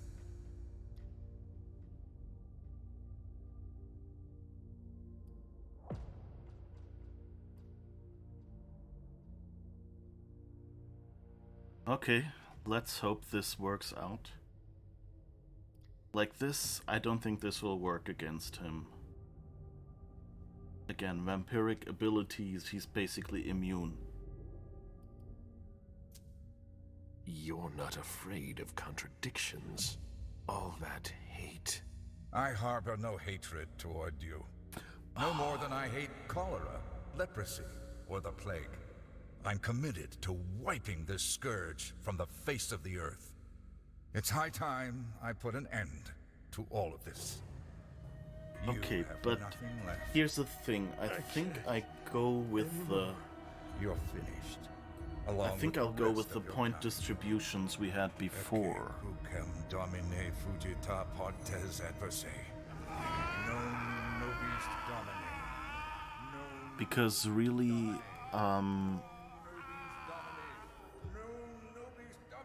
we didn't need that education thing at the start, I think.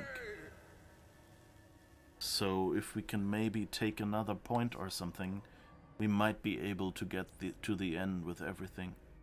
But yeah, you're right. You practically need all skills. That's kind of... Forgive him, Father.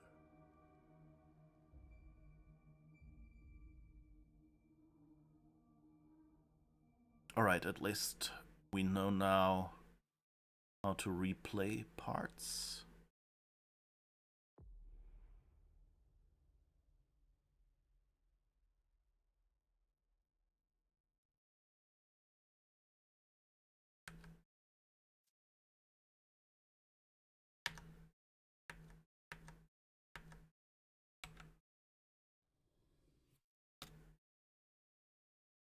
Okay.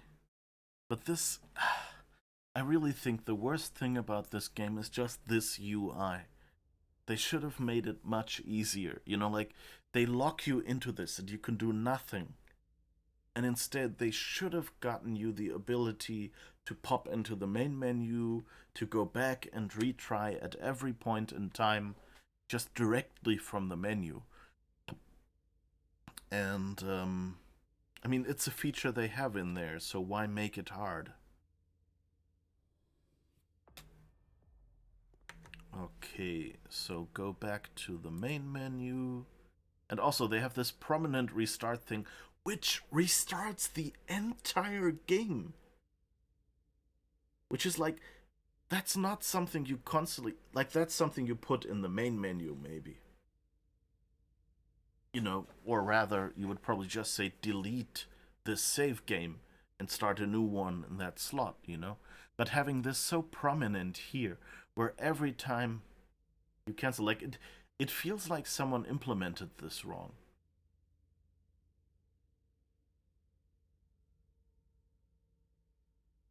But wait, we're in a different save slot. So here's the thing. Last time it seemed as if it restarted the entire game, because I think the first chapter is just too long. So let's say restart now, and at worst that nukes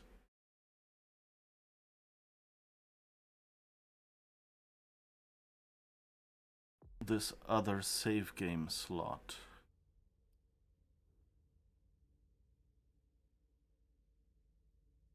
Okay. This just restarts this thing. Okay. Yeah, okay, then it's not as dangerous, but it's still pretty useless because it restarts the current mission. I guess I could have done this the moment I realized Walter was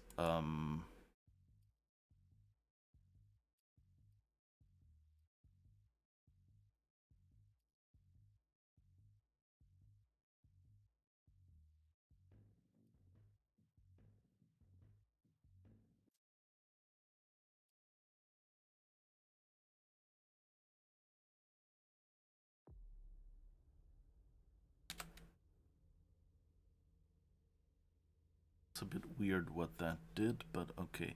So let's see. Psychology, I think, would have been useful. So let's see, how much can we spec? We can spec 2 points into psychology. And we can spec 1 point into persuasion. We can't up rhetoric.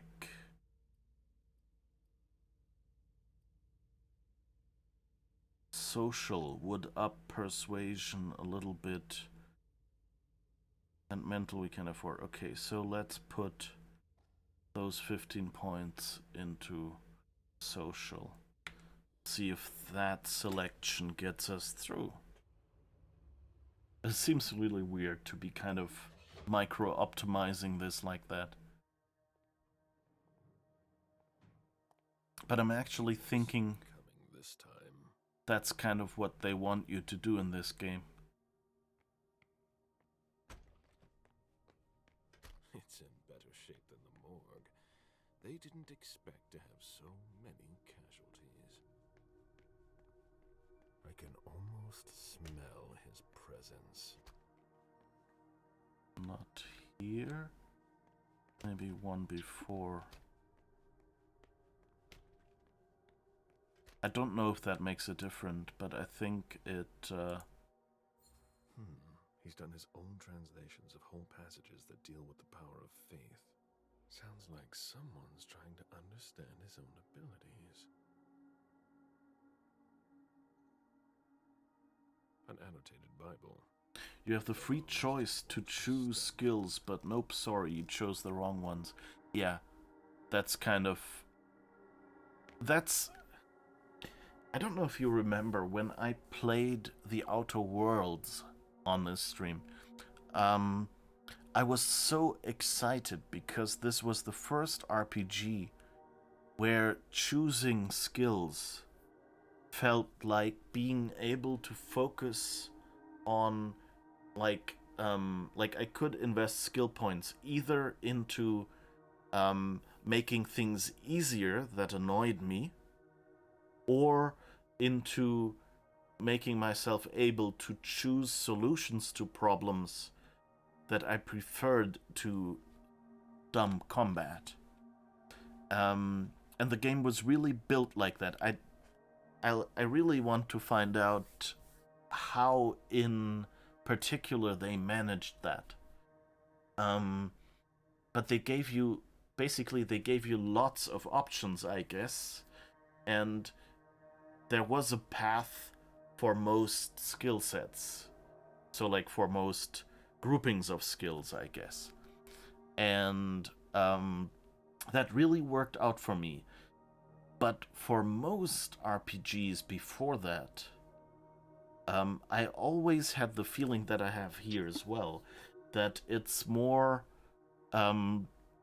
you have to pick certain skills to get through. And if you haven't picked particular skills, then you lose in that spot. And the bigger problem is you don't know which skills you will need in upcoming quests. And so you always have the problem that either you try to be a balanced all-rounder, then there will be many spots in which it is just like, well, that person has specialized, so you don't get points high enough. And instead of getting an improved result, you still lose. So that's those points you might have as well not spent.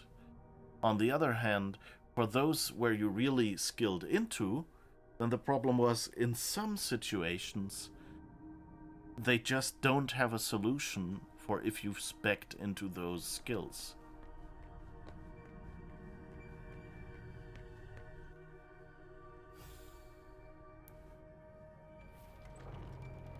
So, yeah. And I think that's the magic of doing good. Well, it depends on what kind of RPG you want to play. It's time to put an end to this. Like, some people like kind of min-maxing, you know, finding out by replaying and replaying how to best beat a particular level. For those, this is good. I forbid you to come any closer.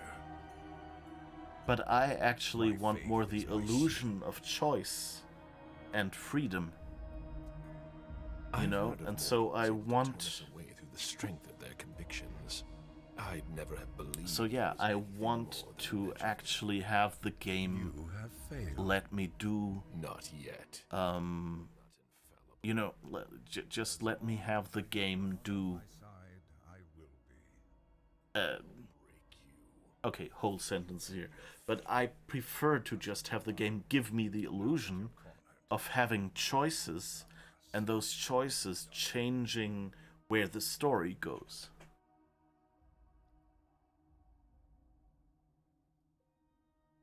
Okay, so I can't beat him in persuasion. That would be the best. So I guess that's one we'll have to lose. Your attack barely touched us. You are far too sure of yourselves. That seems fine. We've done that before. So let's see. The value of all you have lost. It's never that easy to come back from such a blow. And now let's see if we can make it through To reach me won't change a thing. with only one loss, maybe? To put a stop to you. By killing me. We are Legion. Killing one of us won't But yeah, be it basically feels like they designed a path or like 2 or 3 paths through the game for each character. And your job is to guess You have made this battle. and, you know, at what path they intended. Or to just play it through once, lose at it, and then try it again. It was necessary. Until you have the right combination of points. Satisfaction from sinking my fangs into your flesh. Demon. For you, it will feel like a kiss coming from within you. Enough. Then you'll feel nothing else but the chill of death.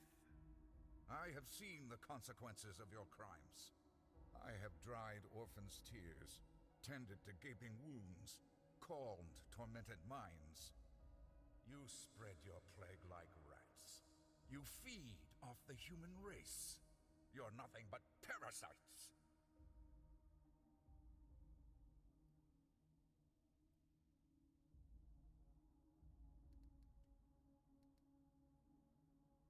Okay, I guess we can try with psychology. This is now heavily RNG dependent, I guess.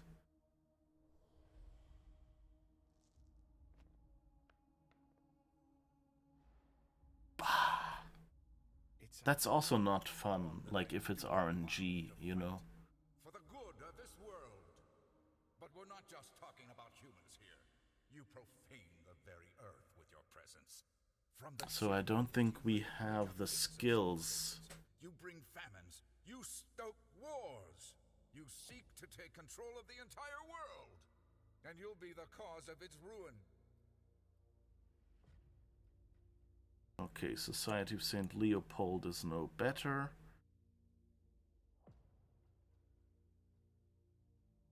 We used that before and that worked. And what about you? You live in secrecy. You lie to those you feign to protect. No government dares stand up to you. But we're doing nothing more than defending them. For now. But that's how tyrants are born. You're no better than us. I smell nothing but destruction in your wake. What would you have me do? Faced with a creature stripped of all emotion, who sees you as nothing more than cattle. This will be interesting. I actually should have paid a little more attention what that previous one was. Down to the very last.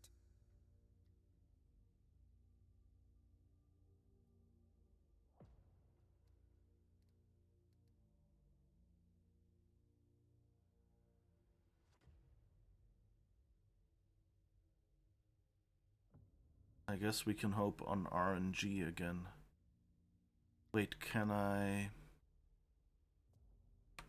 What is it? What do I have in consumables?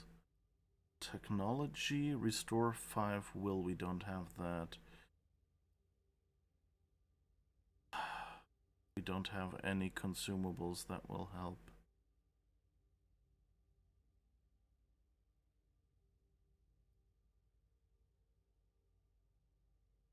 The problem is, if I do this now... Oh, damn it! I should have used this one. I have...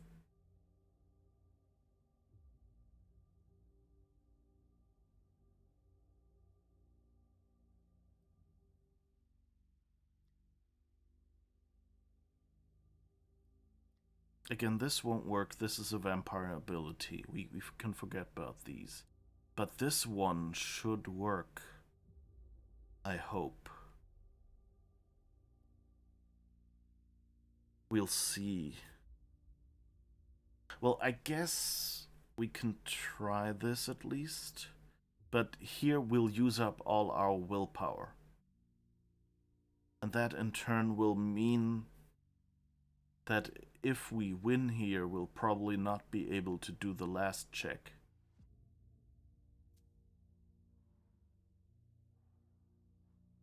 And now he's done... Oh, I could have done against the focus as well. You should have settled with being ruled by superior beings. That's what I've done. Day in and day out, I am in the service of a higher cause. It's high time I put an end to all of this. We've lost. You have... Okay. Let's click restart here. Actually, I don't know, the ducking doesn't really seem to work today. Maybe it's just that the microphone is not close enough. Okay. So again, let's see.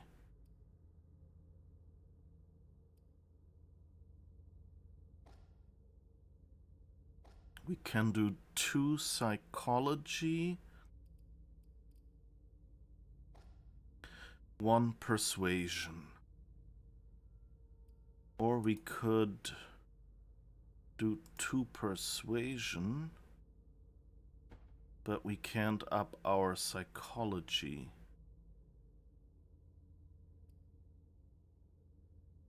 Question is, what is the more important one?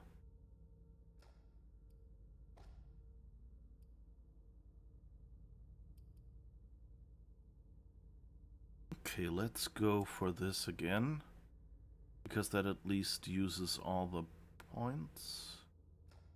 Oh, wait. We can do either. Okay. Play it like a jump and run platformer. Just learn the right jumps by heart. Easy. Yeah, that's kind of how it feels to me. And you may notice that I don't really play many of those here. It's fans that enjoy that, it's fine. You know, it's something, you know, like training your memory and your reflexes and things, but I more enjoy the illusion of, you know, a fantastic world.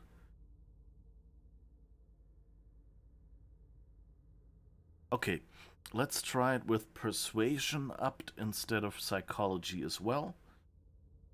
And if that doesn't work, we'll switch back. Because I don't remember how much psychology... He won.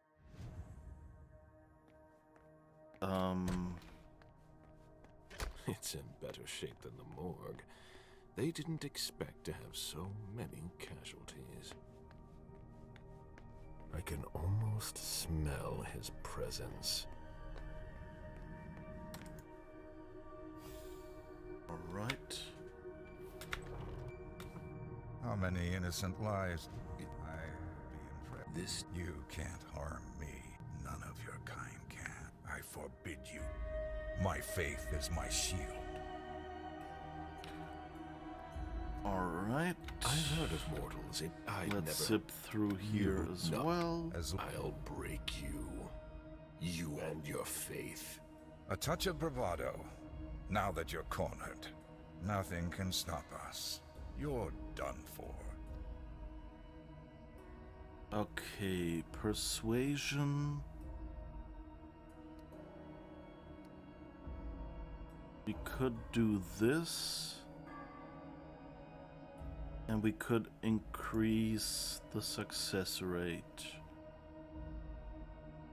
And see what that does. Yeah.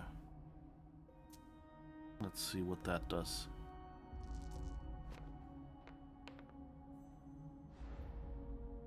Okay, that didn't help us all. We won't disappear without a fight. That might have screwed me now. Won. We've proven we're much more powerful than you. You're... What? To put it... We killing...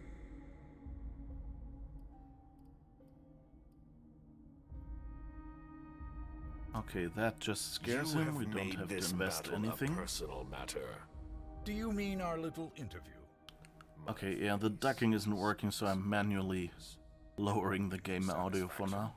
It was necessary. I, however... Okay, let's skip. I have dried orphans. You're not... Okay. Now we could use... But we can't focus high enough.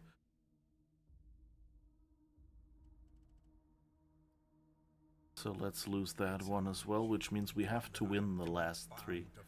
Maybe I should have done... I think I didn't spec into psychology, did I? That was the one I lowered this time. Okay, again, let's skip. Rhetoric he already had, so that's fine. That should just work. And what about you? Alright, again, let's skip these because we've done these all before.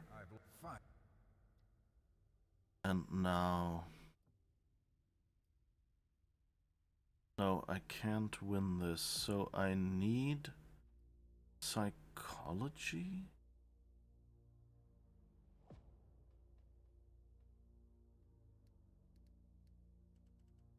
I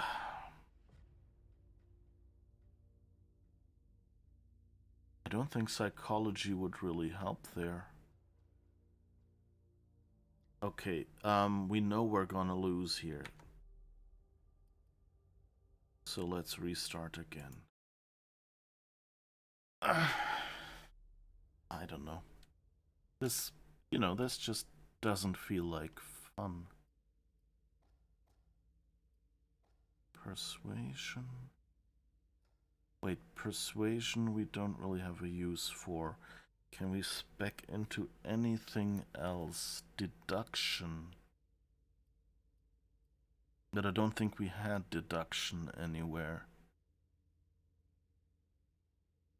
Social would up our rhetoric. Mental. We don't have enough points for that.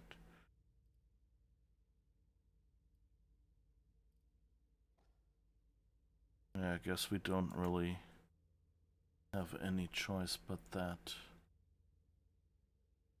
So let's see if that was what we... I think that was what we originally did.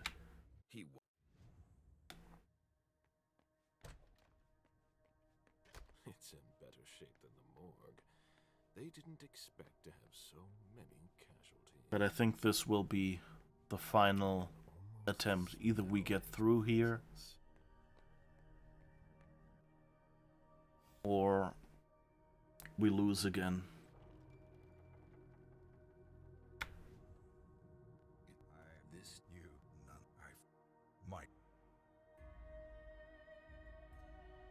I've heard of mortals able to turn us away through the sky. You not. Yeah, we know. Touch nothing.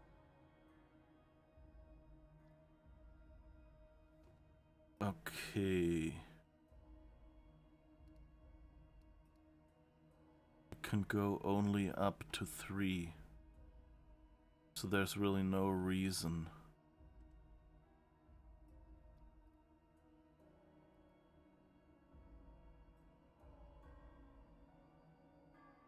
That's only for ties. Your attack barely touched us. You and I. All right. Your what To put us... we killing?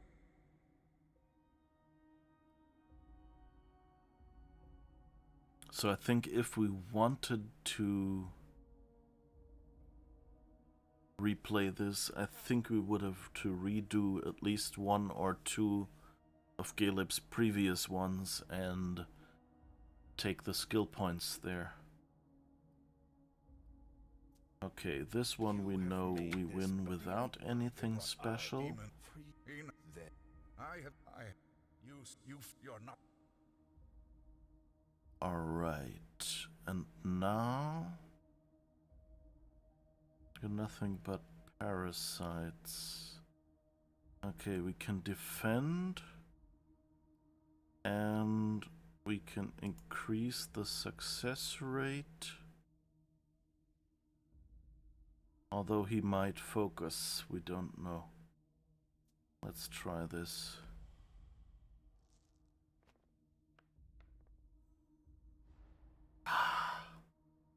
It's our nature. One that I am duty bound to fight. For the good of this world. But we're not just talking from the use and you. Okay, Society of St. Leopold is no better.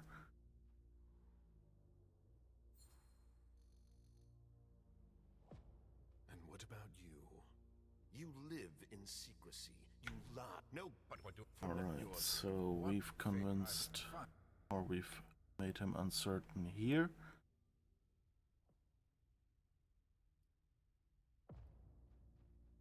Yeah, I don't think we're winning even now. I guess we could try this one.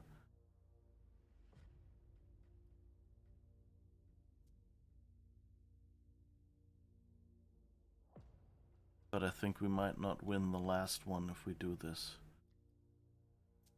I don't even think this answer makes sense. Oh, yeah, okay. You should have settled with being ruled by superior beings. Yeah, that answer just doesn't work against faith. You're no. Okay. And I guess that ends the game, and we probably... I think we've missed 2 possible scenes now. Because if Caleb is dead now, and Leisha is dead from the werewolf, which happened today as well, then that of course means this last scene with MM at the Princess will probably be MM comes back, says, hey, I finished my job, and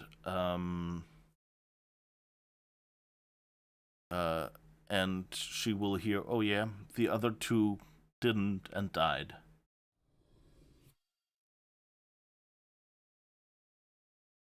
Oh well. Yeah, it's just...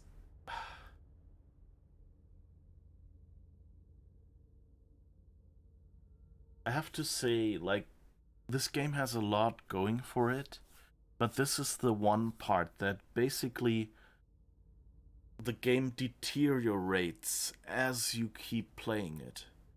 And so, mistakes, innocent mistakes that you make early on, screw you over towards the end. And so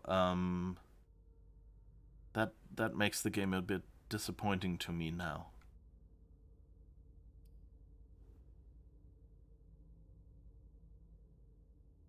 Alright, what else can we... We have 15 experience to spend. Well...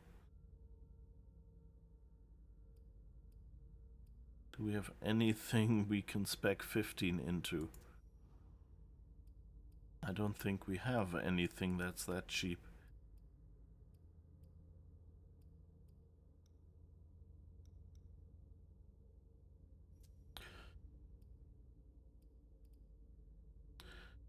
I guess we can spec into this once. Oh, and we can spec into psychology once. Okay. So at least we've spent the points, but it's not really useful. Man, thank God you're here. When I found out that Hazel had sent you out there, I really thought that... Are you alright? You're not hurt?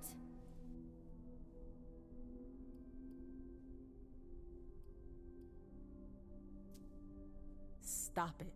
What? I was worried. I don't give a shit. Oh, I don't meant wanna- Hazel, not her. I need space. You shouldn't react like that. I'm your ally, not your enemy. Listen, I know it's not a good time, but... Okay, we know now that restart works here. So let's just restart, because I just read that wrong, and it's the first conversation.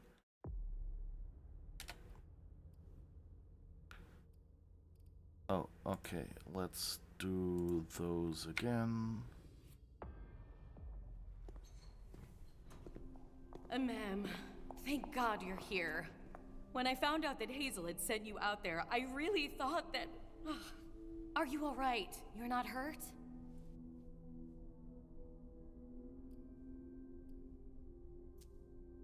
I'm a little shaken up. That's all. I'm having a hard time wrapping my mind around what I just did. You survived a suicide mission. That's what you just did. It's a miracle you made it out without a scratch. Listen, I know it's not a good time, but we need to talk. Come back to my rooms with me. What for? Not here, Mem. I'll tell you more once we're there. It's important and personal. Are you coming? All right, but it has to be quick. Hazel's expecting me. It won't take long. Come with me.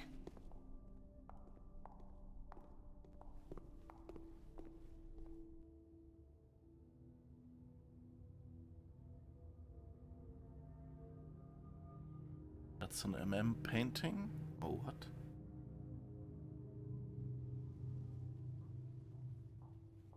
Do you want me to ask Sylvia to send up a vessel? You must be starving. It's fine.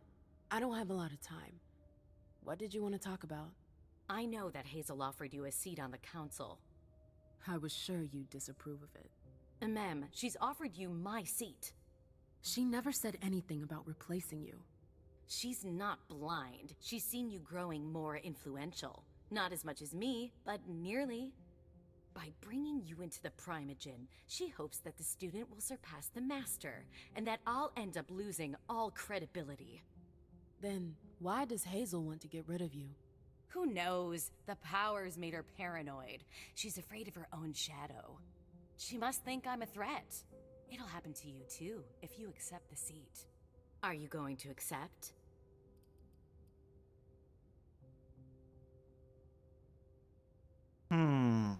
Oh!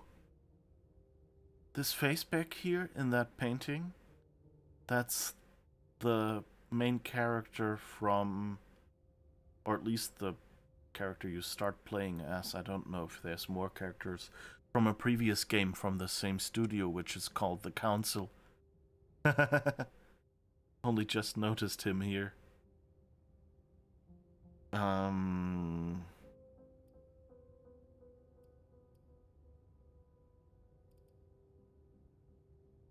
I think we kind of got blackmailed. But, You know Hazel. I don't think I'm really in a position to refuse. You're wrong. After everything you've just been through, you have the right to say no. She was very insistent. She was confused and afraid, but it's over now. We're in control of the situation. Listen, I know we don't see eye to eye on everything, but I'm trying to help you. You lose everything if you accept her offer. Your freedom, your music, everything. You've seen the sacrifices that Hazel will ask you to make. The Anarchs. Yes. It's a heavy burden to bear. Leave it to me. Oh. Oh, hell.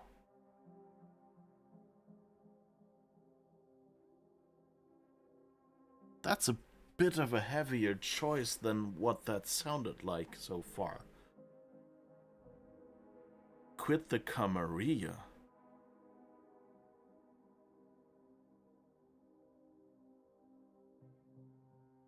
Oof, I came back from a suicide mission and now politics? Can I go back and die in action? Yeah. So here's the thing, this sounds like if I say no, then I become an anarch. And I just screwed over the anarchs.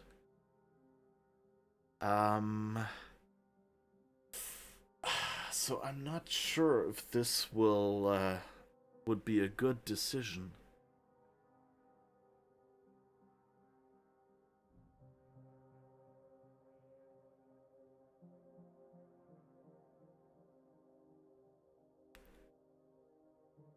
And I don't think we want a seat on the council.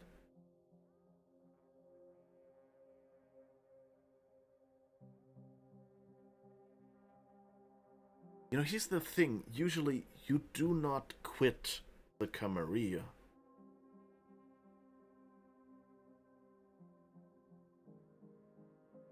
So, like, if that's... And, you know, I don't think Hilda would ask us that. Or if she did, we would not know it.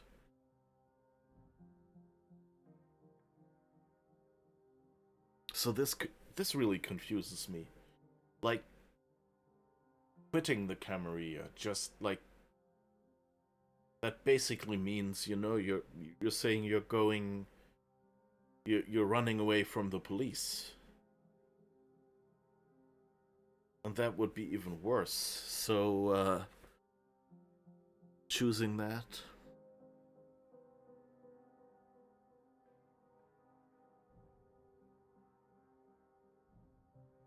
Like, you know, those are really extreme choices if I get them. So I'm assuming that it's not that extreme. And if not, I guess we can replay this. We can restart. But this seems... like, if these are the two choices, it's like a rock and a hard place, you know? It's, I don't have a choice. I have to join it. But I kind of want to imagine that MM can go back and just say, I'm not going to join. You know, I'm going back out to my clubs and I'm staying away from you all. So let's choose that. But if that, of course, means we end up with the Anarchs, then, like, the text actually kind of makes it sound. Then I'm gonna be angry at the game a bit. I'm tired, Hilda. I thought it was what I wanted. But I don't want to end up like you. You can keep your seat. You can keep everything. I'm leaving. You can't just quit the Camarilla. They'll hunt you down. I'll be ready for them. Okay, so it really meant that. Okay, that's extreme.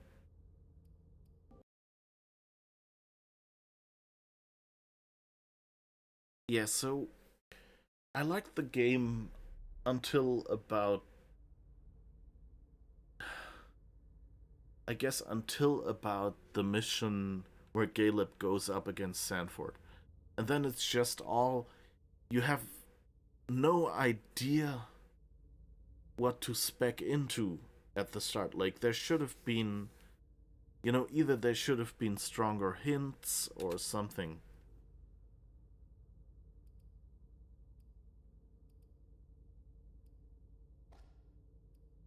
I also wonder if there's maybe,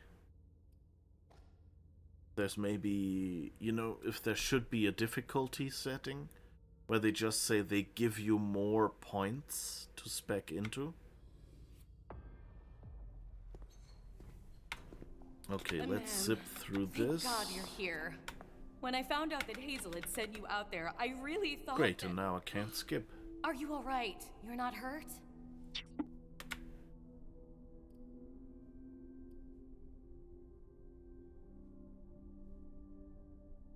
There, let's still go with I'm I've a little been shaken up. better. That's We all. can't skip.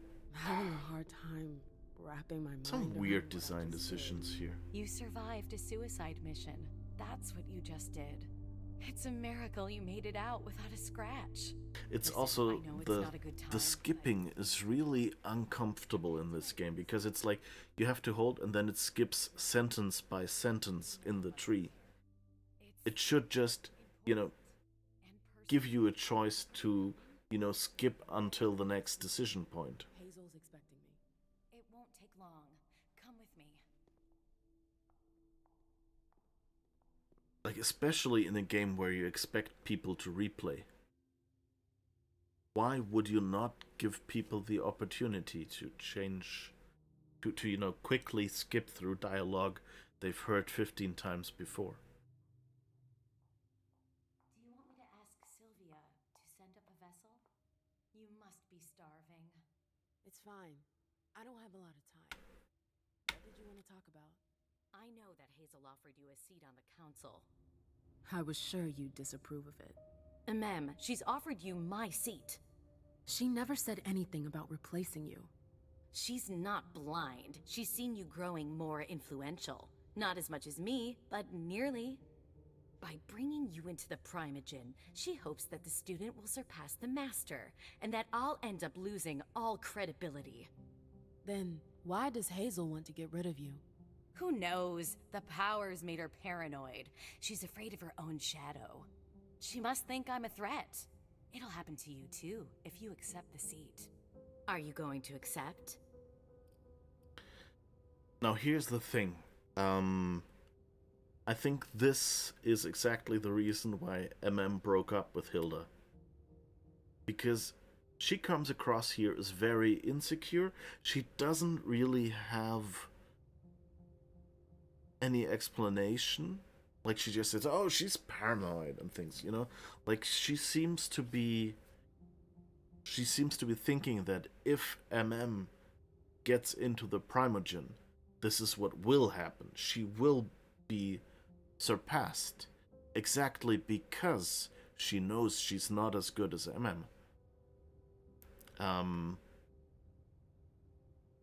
and she sells it as it's in your interest. She's kind of gaslighting her. And maybe gaslighting is not quite the right way of saying it, but you know, like, she's lying. She's very selfish here.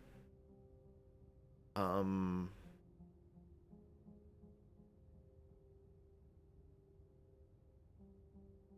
I just noticed that this indicator of when streams will be here on screen is wrong. I fixed that. So somehow it must be grabbing the wrong file.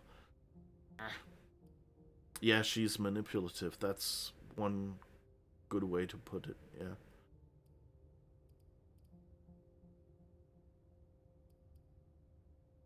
Yeah, I think we'll go with I don't have a choice because we've been blackmailed by Hazel pretty much all of the game.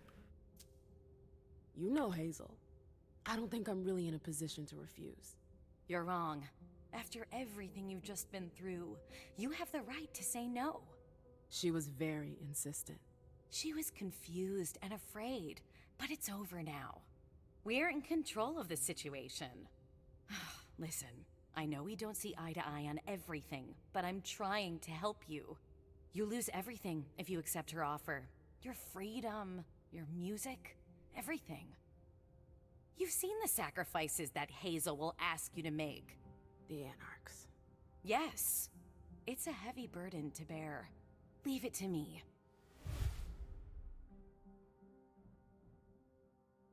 It's... The weird thing is here in this game, and maybe that's supposed to be roleplay, but, you know, like, that this character wouldn't try a third option. But, like, she is asking us to decide between, you know, taking the place and not.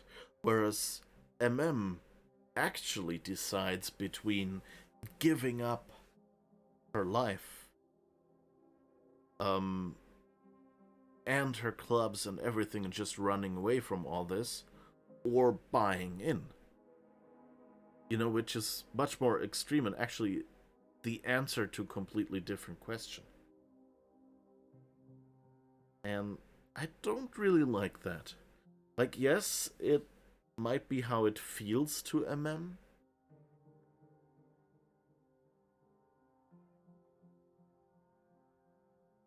But I don't know, it still seems extreme.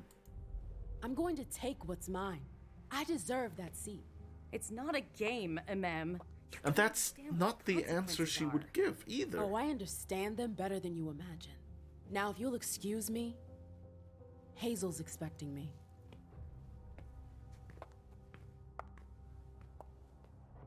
You made your choice.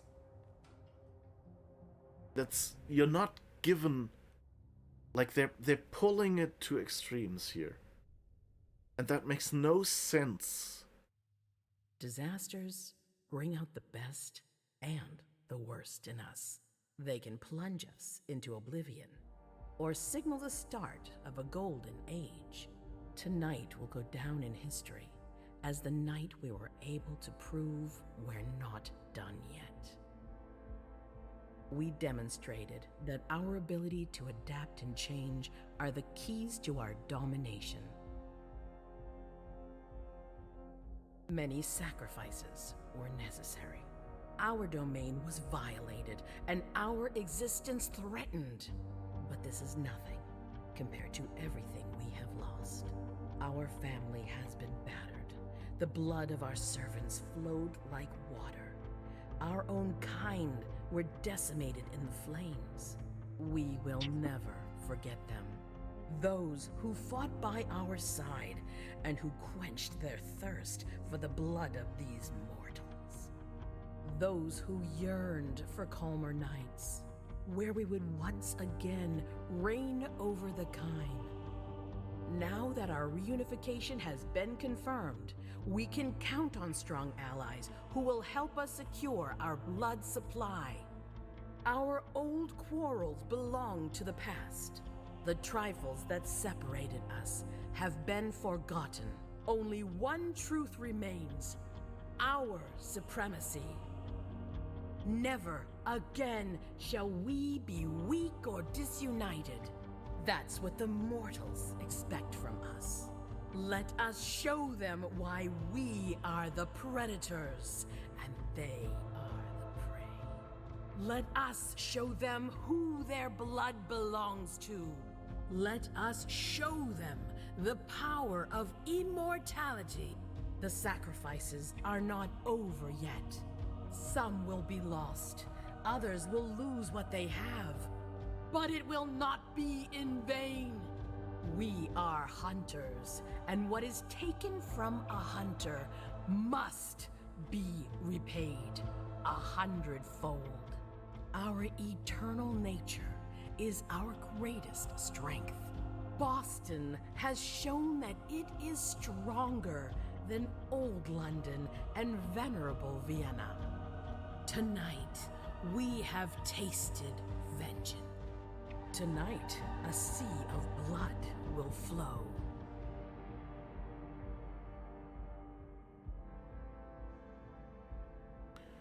Holy corruption. Thanks to MM's computer virus, the data at the Long Island base has been corrupted. Without this painstakingly gathered information on the blank bodies, the SAD is forced to shut down Operation Swansong. It will be years before the SAD is once again able to hunt kindred in New England.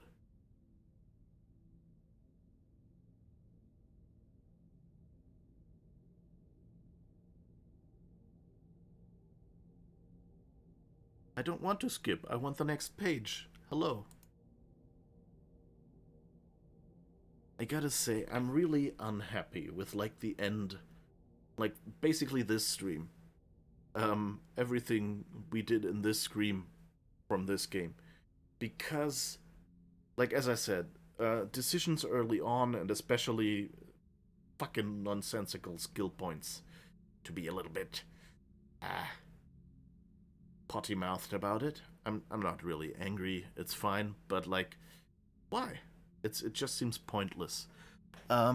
So that's what annoys me, that there is no point in playing the ending here because all I could do was lose. So basically they're just forcing you to sit there and watch as everything goes down. Not really happy about that. And then this ending, it doesn't make sense. Like, she sells it as a win, but there is no, it's not satisfying with just getting the propaganda. There should be more about what went wrong. We should have seen Caleb and Leisha somewhere, at least like in a puddle of blood or something, just to illustrate the sacrifices or something, to tell you this is the consequence of how you played the game or something. And maybe also, to show you what went wrong in consequence to them not being successful. And then, of course, like, why do you say hold to skip? There should be, like, it should advance here or something. I'm not trying to skip anything, so it's bad UI here. It's really weird. I guess it's the only thing I can do. The return of the Redcoats. The events of recent days were not a coincidence. Despite her best efforts, the prince was never able to identify the traitor still lurking within the Boston court. A few weeks later, the cargo ship Cautes, chartered by the Cautopates Company, arrived at Boston Harbor. Hidden aboard the ship in containers were members of the British Camarilla who had escaped the Second Inquisition in England. With the help of the traitor, their landing went smoothly. Their plan was simple: to replace the Boston Camarilla in an area the hunters believed to have purified. Strong, organized, and with a surprise attack, they easily overcame the last of the already weakened kindred, who were left with only one choice: submit or be destroyed. Control of the Boston domain, or what's left of it, is now completely in British hands, while the Second Inquisition is already busy looking elsewhere. Okay. That's okay. But yeah, like, this whole to skip prompt is wrong. I'm not trying to skip anything. I just want to continue.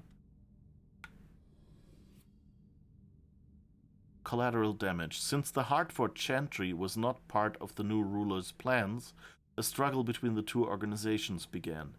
With the element of surprise on their side, the newcomers managed to drive out the Tremere and force them to disperse.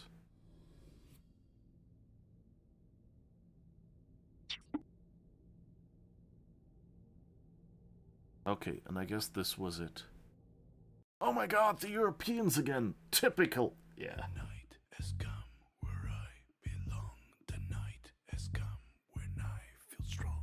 The night has come. Alright, I'm not sure if I can leave the music without talking. It sounds cool though. I think that's the same song that was in one of the trailers. So anyway, let's see. 2 out of 3 characters dying is not losing. It's like losing 2 of 3 lives, but I agree about the satisfying part. Yeah, no, it's, like, obviously the ending to the story would be to have, to have all of them survive, and not managing to do that is not satisfying as an ending. Like, maybe, I would say, like, having 1 dying on first playthrough, okay, like, making it hard to keep all 3 alive, I can kind of understand that. But, I I just think like having 2 out of 3 die, you know, that's over the 50%. So that feels like a loss, or at least a bad ending, you know? And I mean, some of these are just minor things like that. I had, apparently, in some levels I didn't see anything, the opportunity to get information about the traitor. Now, admittedly, they gave me, at the end of MM's story, they gave me the last chance to actually search for the traitor, and I didn't realize it. But yeah, anyway, so yeah, I had fun playing this game. There were some really good parts at the start. It's a bit disappointing towards the ending, and especially, you know, like, I don't complain as much about losing or getting a bad ending in a game, as long as I get an ending. But in this case, the ending narration sounds like something you get no matter what ending you have. You know, so it didn't feel like the consequences of my action modified the game enough. With all these characters, the traitor went under the radar. Yeah, I mean, I think there was the word traitor even as one I could select on the screen or something. So, who knows? Maybe, you know, maybe I should have just... But, you know, there was this quote-unquote timer of the enemies being behind me and burning through the wall. So there's that. So maybe it was just, you know... not having found the traitor, I can kind of see that. You know, that I'll take that as my mistake. I think I had like 3 opportunities to find out stuff about the traitor. And I think like one was this one where I really could have got it and they gave me a last chance. Then I think there was one where I just didn't have enough, where I had too much hunger to actually do something. That was when MM was in the ceiling, you know. And I think there was one more that was basically just I had not seen any place where I would have gotten that information or something. So I think it's kind of the traitor thing. It's fine. It's, you know, I'll take that on me. That was me not playing well. But like having the main characters die, that seemed kind of weird. Like especially the whole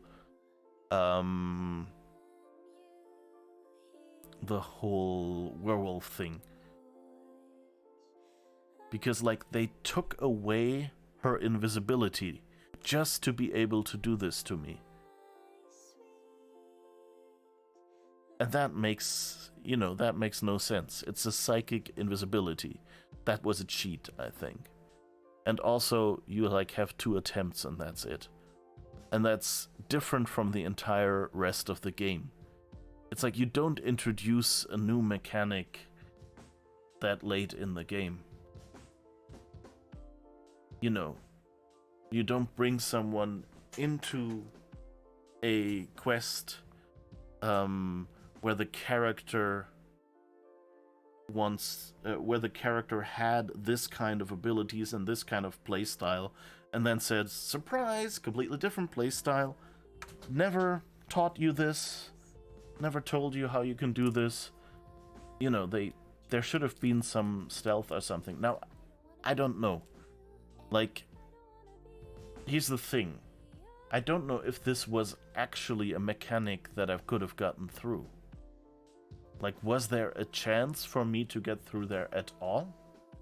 Or is this basically since Caleb freed the werewolf, Leisha is screwed. In that case, okay, it's the consequence of my action. But honestly, then I would have just said, don't even give me the quest. Just go and, bring up that scene, give me a cutscene where it's like Leisha comes down, the werewolf attacks her, done, and just say, well, tough luck. Heck, no, even better. What they should have done is, at the end of Caleb's mission, they should have shown that area, and then the cutscene that you see. It's a direct consequence of your action there. Leisha gets killed. Poof, done. Don't make me play 5 more missions and then it goes like, hey, you poisoned the river. Downstream someone just died. That's... I don't know. But I mean, at least make it clear whether there's a way out or not, and if there's a way out, then use a mechanic, that I've had time to train or something. Don't just turn a game that didn't even have a crouch button into a stealth game where you somehow have to get ahead. So, yeah. I guess the game just wants to be hard to be replayed. The first playthrough is supposed to be suboptimal to teach you how it works. Maybe, yeah. I guess it's... I don't like that, a game shouldn't just be unfair and hard just to make you play it again. Like, I don't like games where you need knowledge from previous playthroughs and from having died to play them again. Like, because with most games you don't have time, like, in your life to play them again. And they're not... For me, as someone who is focused on story, it's not interesting to play the same story again. So, all I can do is say, hey,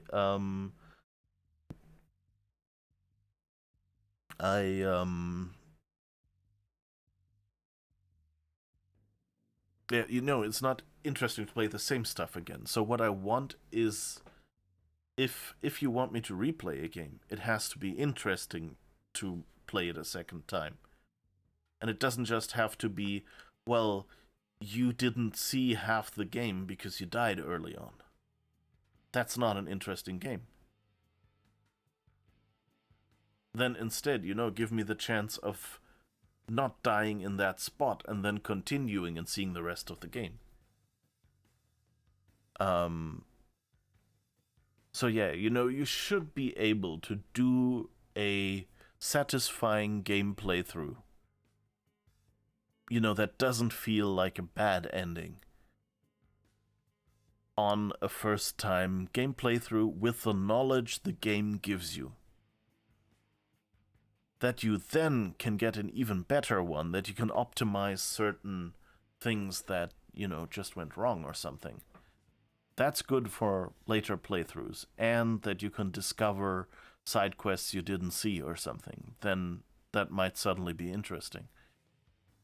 But I mean, I know this is a difficult thing to pull off. So, yeah, who knows? But yeah, this was my first ever playthrough of Vampire the Masquerade Swansong. I almost wanted to say Bloodlines.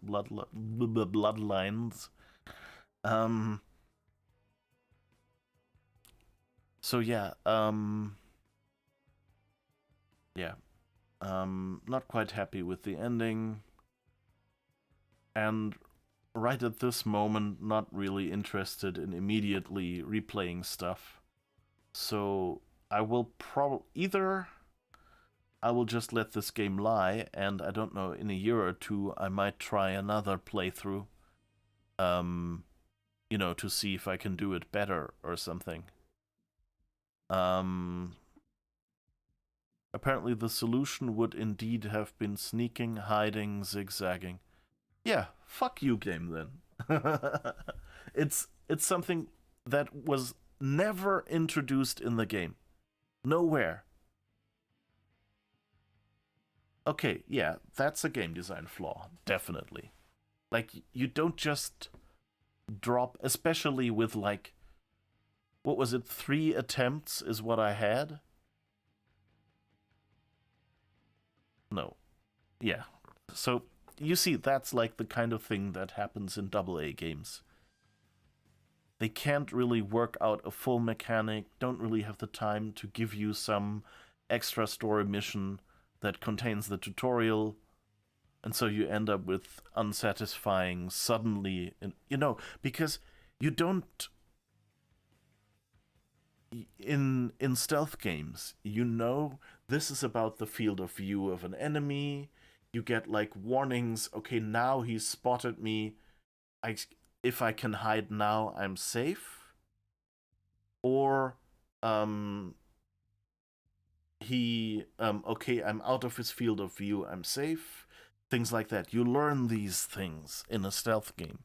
And you can't just throw that up in a game that so far, as I said, didn't even have crouching. So that's a really horrible, horrible decision from the game designers.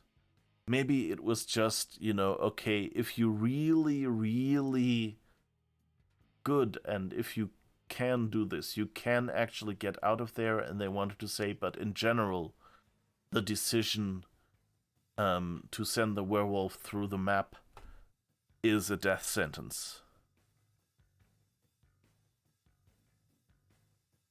But, not happy about that. Okay, but all in all, it was a cool game. There were some cool story elements. I wish I had felt like I think this game needed some more calm moments in which I didn't feel like something was urgent and I was under attack and things like that. More opportunities to, just explore the lore and find out things in safety, like for my taste. Like, I know, they probably had certain ideas what this game should be, and maybe they achieved them. But for me personally, like, I would have loved if this game had been more missed and less, jump and run, memorize stuff, and then you'll do it right. And less counting RPG numbers and trying to second guess the game designers for what points you might need going forward. It would also be cool if spending points didn't happen at the start of each game, of each chapter. I know that's how pen and paper RPGs work, but at least for someone like me who is kind of a beginner in these abilities and things like that, I just would have needed more guidelines to, like, where would you spend your points? What does the game even make use of? What's important? What is not? And so I would have really liked the ability to instead say, at the start, I'm not going to spend my points. And then I play the game, and as I come to a skill check, I go, okay, I'll spend some points on that. That would have given me more flexibility to at least, find the right skill points. Because really, what I should be doing to get a satisfying ending in this game, and who knows if there even is one, would be to now go back over my stream and take a note of every skill check that I did and how much I needed for each chapter. and then see what points do I invest in whose abilities so I can get through these skill checks. Yeah. That doesn't really sound super fun. Alright. I guess that's it. We've played this game. We've had our fun. We've had some nerdy vampire story, and the world they built, and I think the story they're telling is really nice. Like, I think if they did an animated movie of this, that would be really cool. But I think the gameplay is a little too far away from like what I like, especially the ending. Like, if that's really all that it is, you get that monologue and that's it. Like, I expected more, more cutscenes or something to wrap this up in a satisfying way. Like, even those cards at the end. Like, those didn't seem like minor consequences that you'd put on a card. Those seemed like they could have at least, shown pictures or slight animations, like they could have shown, like, I don't know, paint the guards they had here in red and give them like some vampiric looking symbol. And then, just put scenes of like the different rooms here being invaded and vampires being shot or something. I don't know. Something, even shadow play against the wall. You could have done that, So it feels weird that this ending is just this generic speech and then a few cards. And I'm fully aware that I think Mass Effect basically has a few cards at the end as well. At least Mass Effect 3 has like cards with like a picture and some text at least. But even that, just pictures would have helped,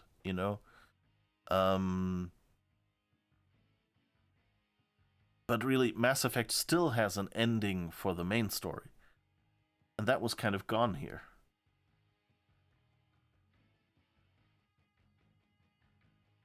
I guess the only thing we could have seen here is probably if we had chosen... Do we want to do that? You know what? We can do that.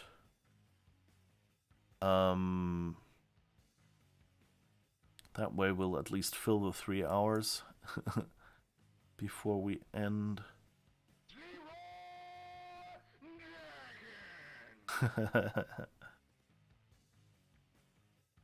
Alright, let's go in here and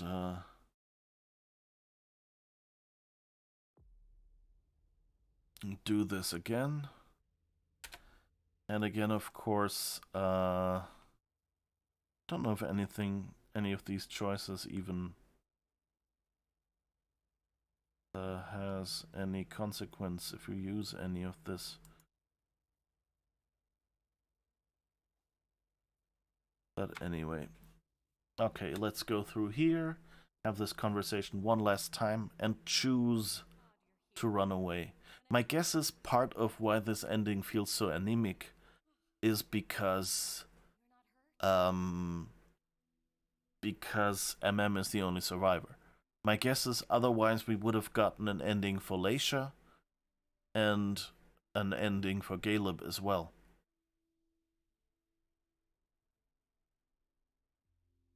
And you know what? Let's see what happens when she says I'm fine. No, you're all worked up over nothing. I'm fine. Not over nothing. It was a suicide mission. I know. The Anarchs didn't make it out. What are you talking about? Randall Thane, the Anarchs. They helped me on Long Island, but they were all destroyed. You're back. That's the most important thing. Yeah. Listen, I know it's not a good time, but we need to talk. Come back to my rooms with me. So now, of course, the interesting question here is, what will she actually be doing? Like, what will happen? Like, if she goes to the Anarchs and didn't get them killed, then, you know, it wouldn't be a problem for her to you know, go to Saul. But since she got them all killed, I'm not sure they'll, you know, take her in. I mean, maybe she can say, oh, I didn't know about any of this. It's fine. I don't have a lot. But the question is, who would trust the one that got everyone killed? You know? I was sure you'd disapprove of it. Ma'am, she's offered you my seat. She never said anything about replacing you. So, let's see. Blind. She's seen you growing more influential. Not as much as me, but nearly. By bringing you into the Primogen, she hopes that the student will surpass the master, and that I'll end up losing all credibility. Then why does Hazel want to get rid of you? Who knows? The powers made her paranoid. She's afraid of her own shadow. She must think I'm a threat. It'll happen to you too, if you accept the seat. Are you going to accept?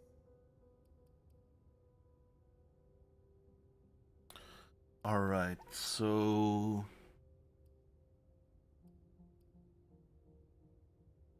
So she has only herself to blame is probably not. So I guess I'm not sure is the closest to no. So let's try that one. I don't know. It's a flying leap into the unknown. I know what I'm losing, but I don't know what I'm gaining in return. You're right, but maybe I can help. I have a say in this. Listen, I know we don't see eye to eye on everything, but I'm trying to help you. You lose everything if you accept her offer. Your freedom, your music, everything. You've seen the sacrifices that Hazel will ask you to make. The Anarchs. Yes. It's a heavy burden to bear. Leave it to me. When I look at the walkthrough, there are a dozen ending variations, and if you choose the same answer on a different ending, sometimes that also opens another few dialogue options, depending on who lived and who died and who the traitor is. Yeah. That makes sense. Some of the dialogue options you complained about are the leftover ones for your path, and would be different for other players. Yeah, that's how it kind of feels, I guess. So, I mean, that makes it even more of a bad ending, you know? If you get, like... I guess this is probably the worst case ending, if 2 out of 3 die. I'm tired, Hilda. I thought it was what I wanted. But I don't want to end up like you. You can keep your seat. You can keep everything. I'm leaving. You can't just quit the Camarilla. They'll hunt you down. I'll be ready for them.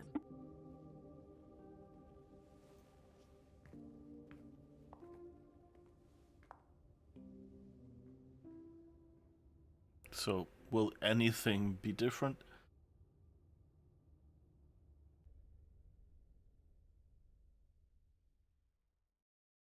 Disasters bring out the best and the worst in us.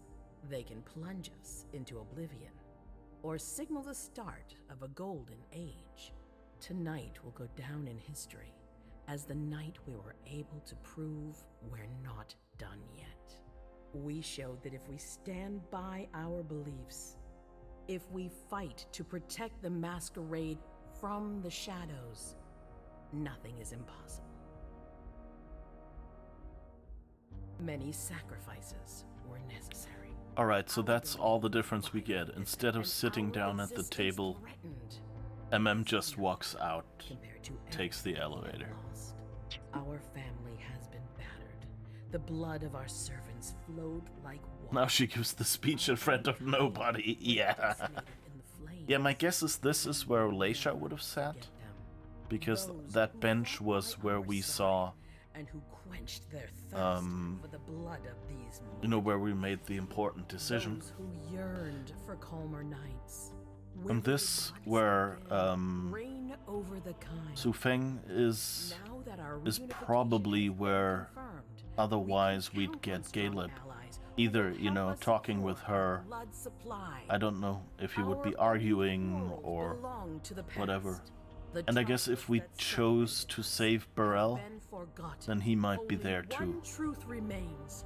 So there's some things where you can guess Never what they do again with the shall we consequences. be weak or disunited.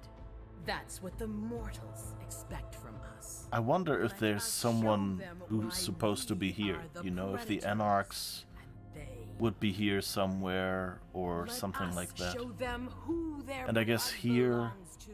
probably if Let us Leisha show them kills the him, power of immortality. he probably wouldn't be here. Sacrifices are not over yet. Some will be lost. Others will lose what they have.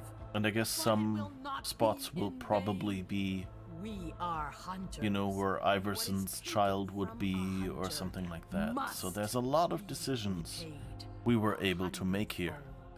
hundredfold. We must be able to count on each Ah. and every one of our kind. There is no room for bargaining in this war. Our eternal nature is our greatest strength.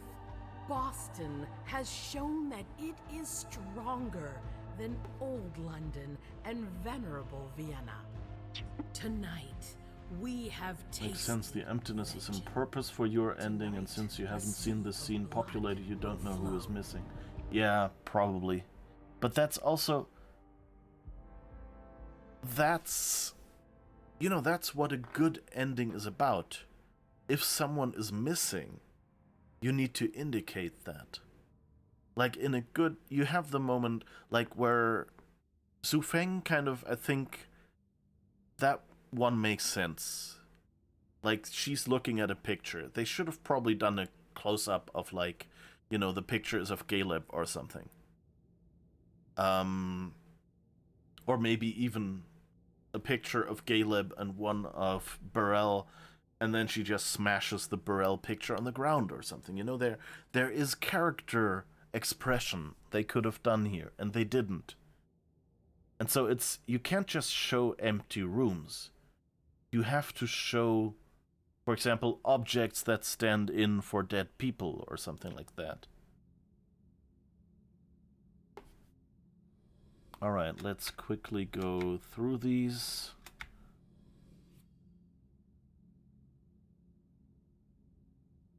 The night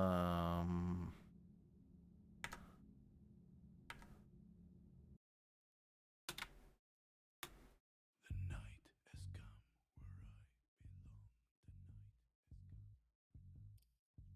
belong. And you know, that's like, it's your job as a storyteller that if something is missing, you point it out.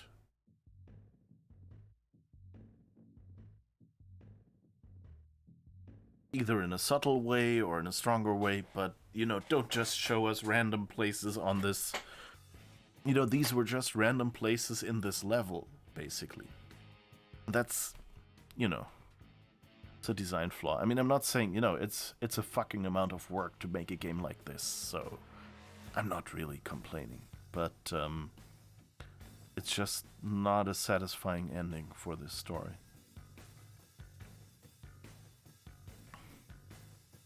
The question... this save will not let me... I guess I have to choose the other save slot to go back earlier.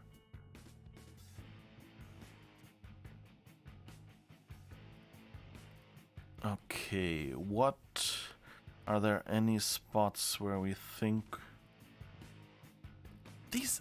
Also, these names are kind of... I guess you have the description there on the right, but it's also like... You're interacting on the left-hand side. And then on the right-hand side, far away, is the description of what you just selected.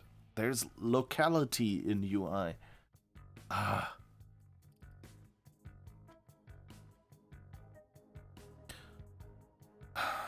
Okay. I was thinking earlier I had some where I thought like, I could play some other quest again. But really, you know, we've played this game. We're finished. It's fine.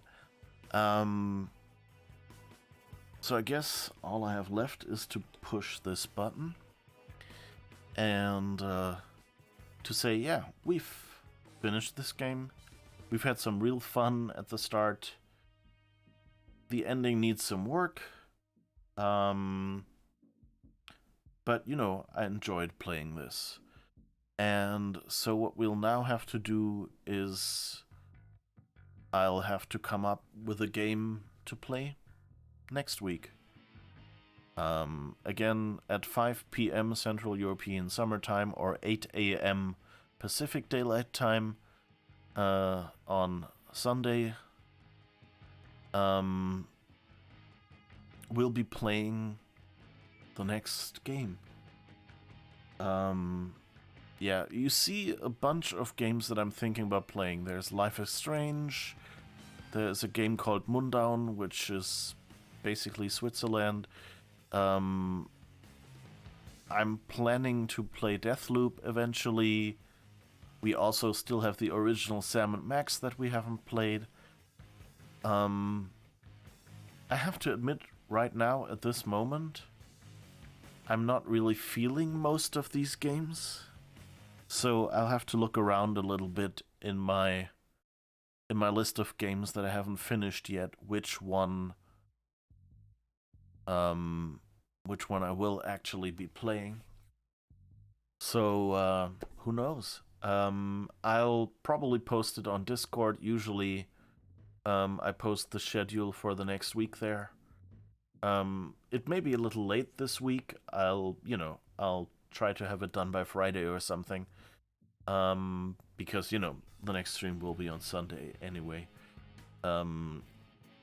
It's not as if we have any weekday streams right now. So not sure yet which game I'll actually pick. But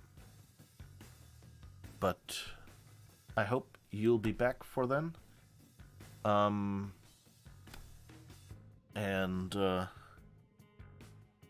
Yeah. Have a great week. And see you in a week. Bye-bye.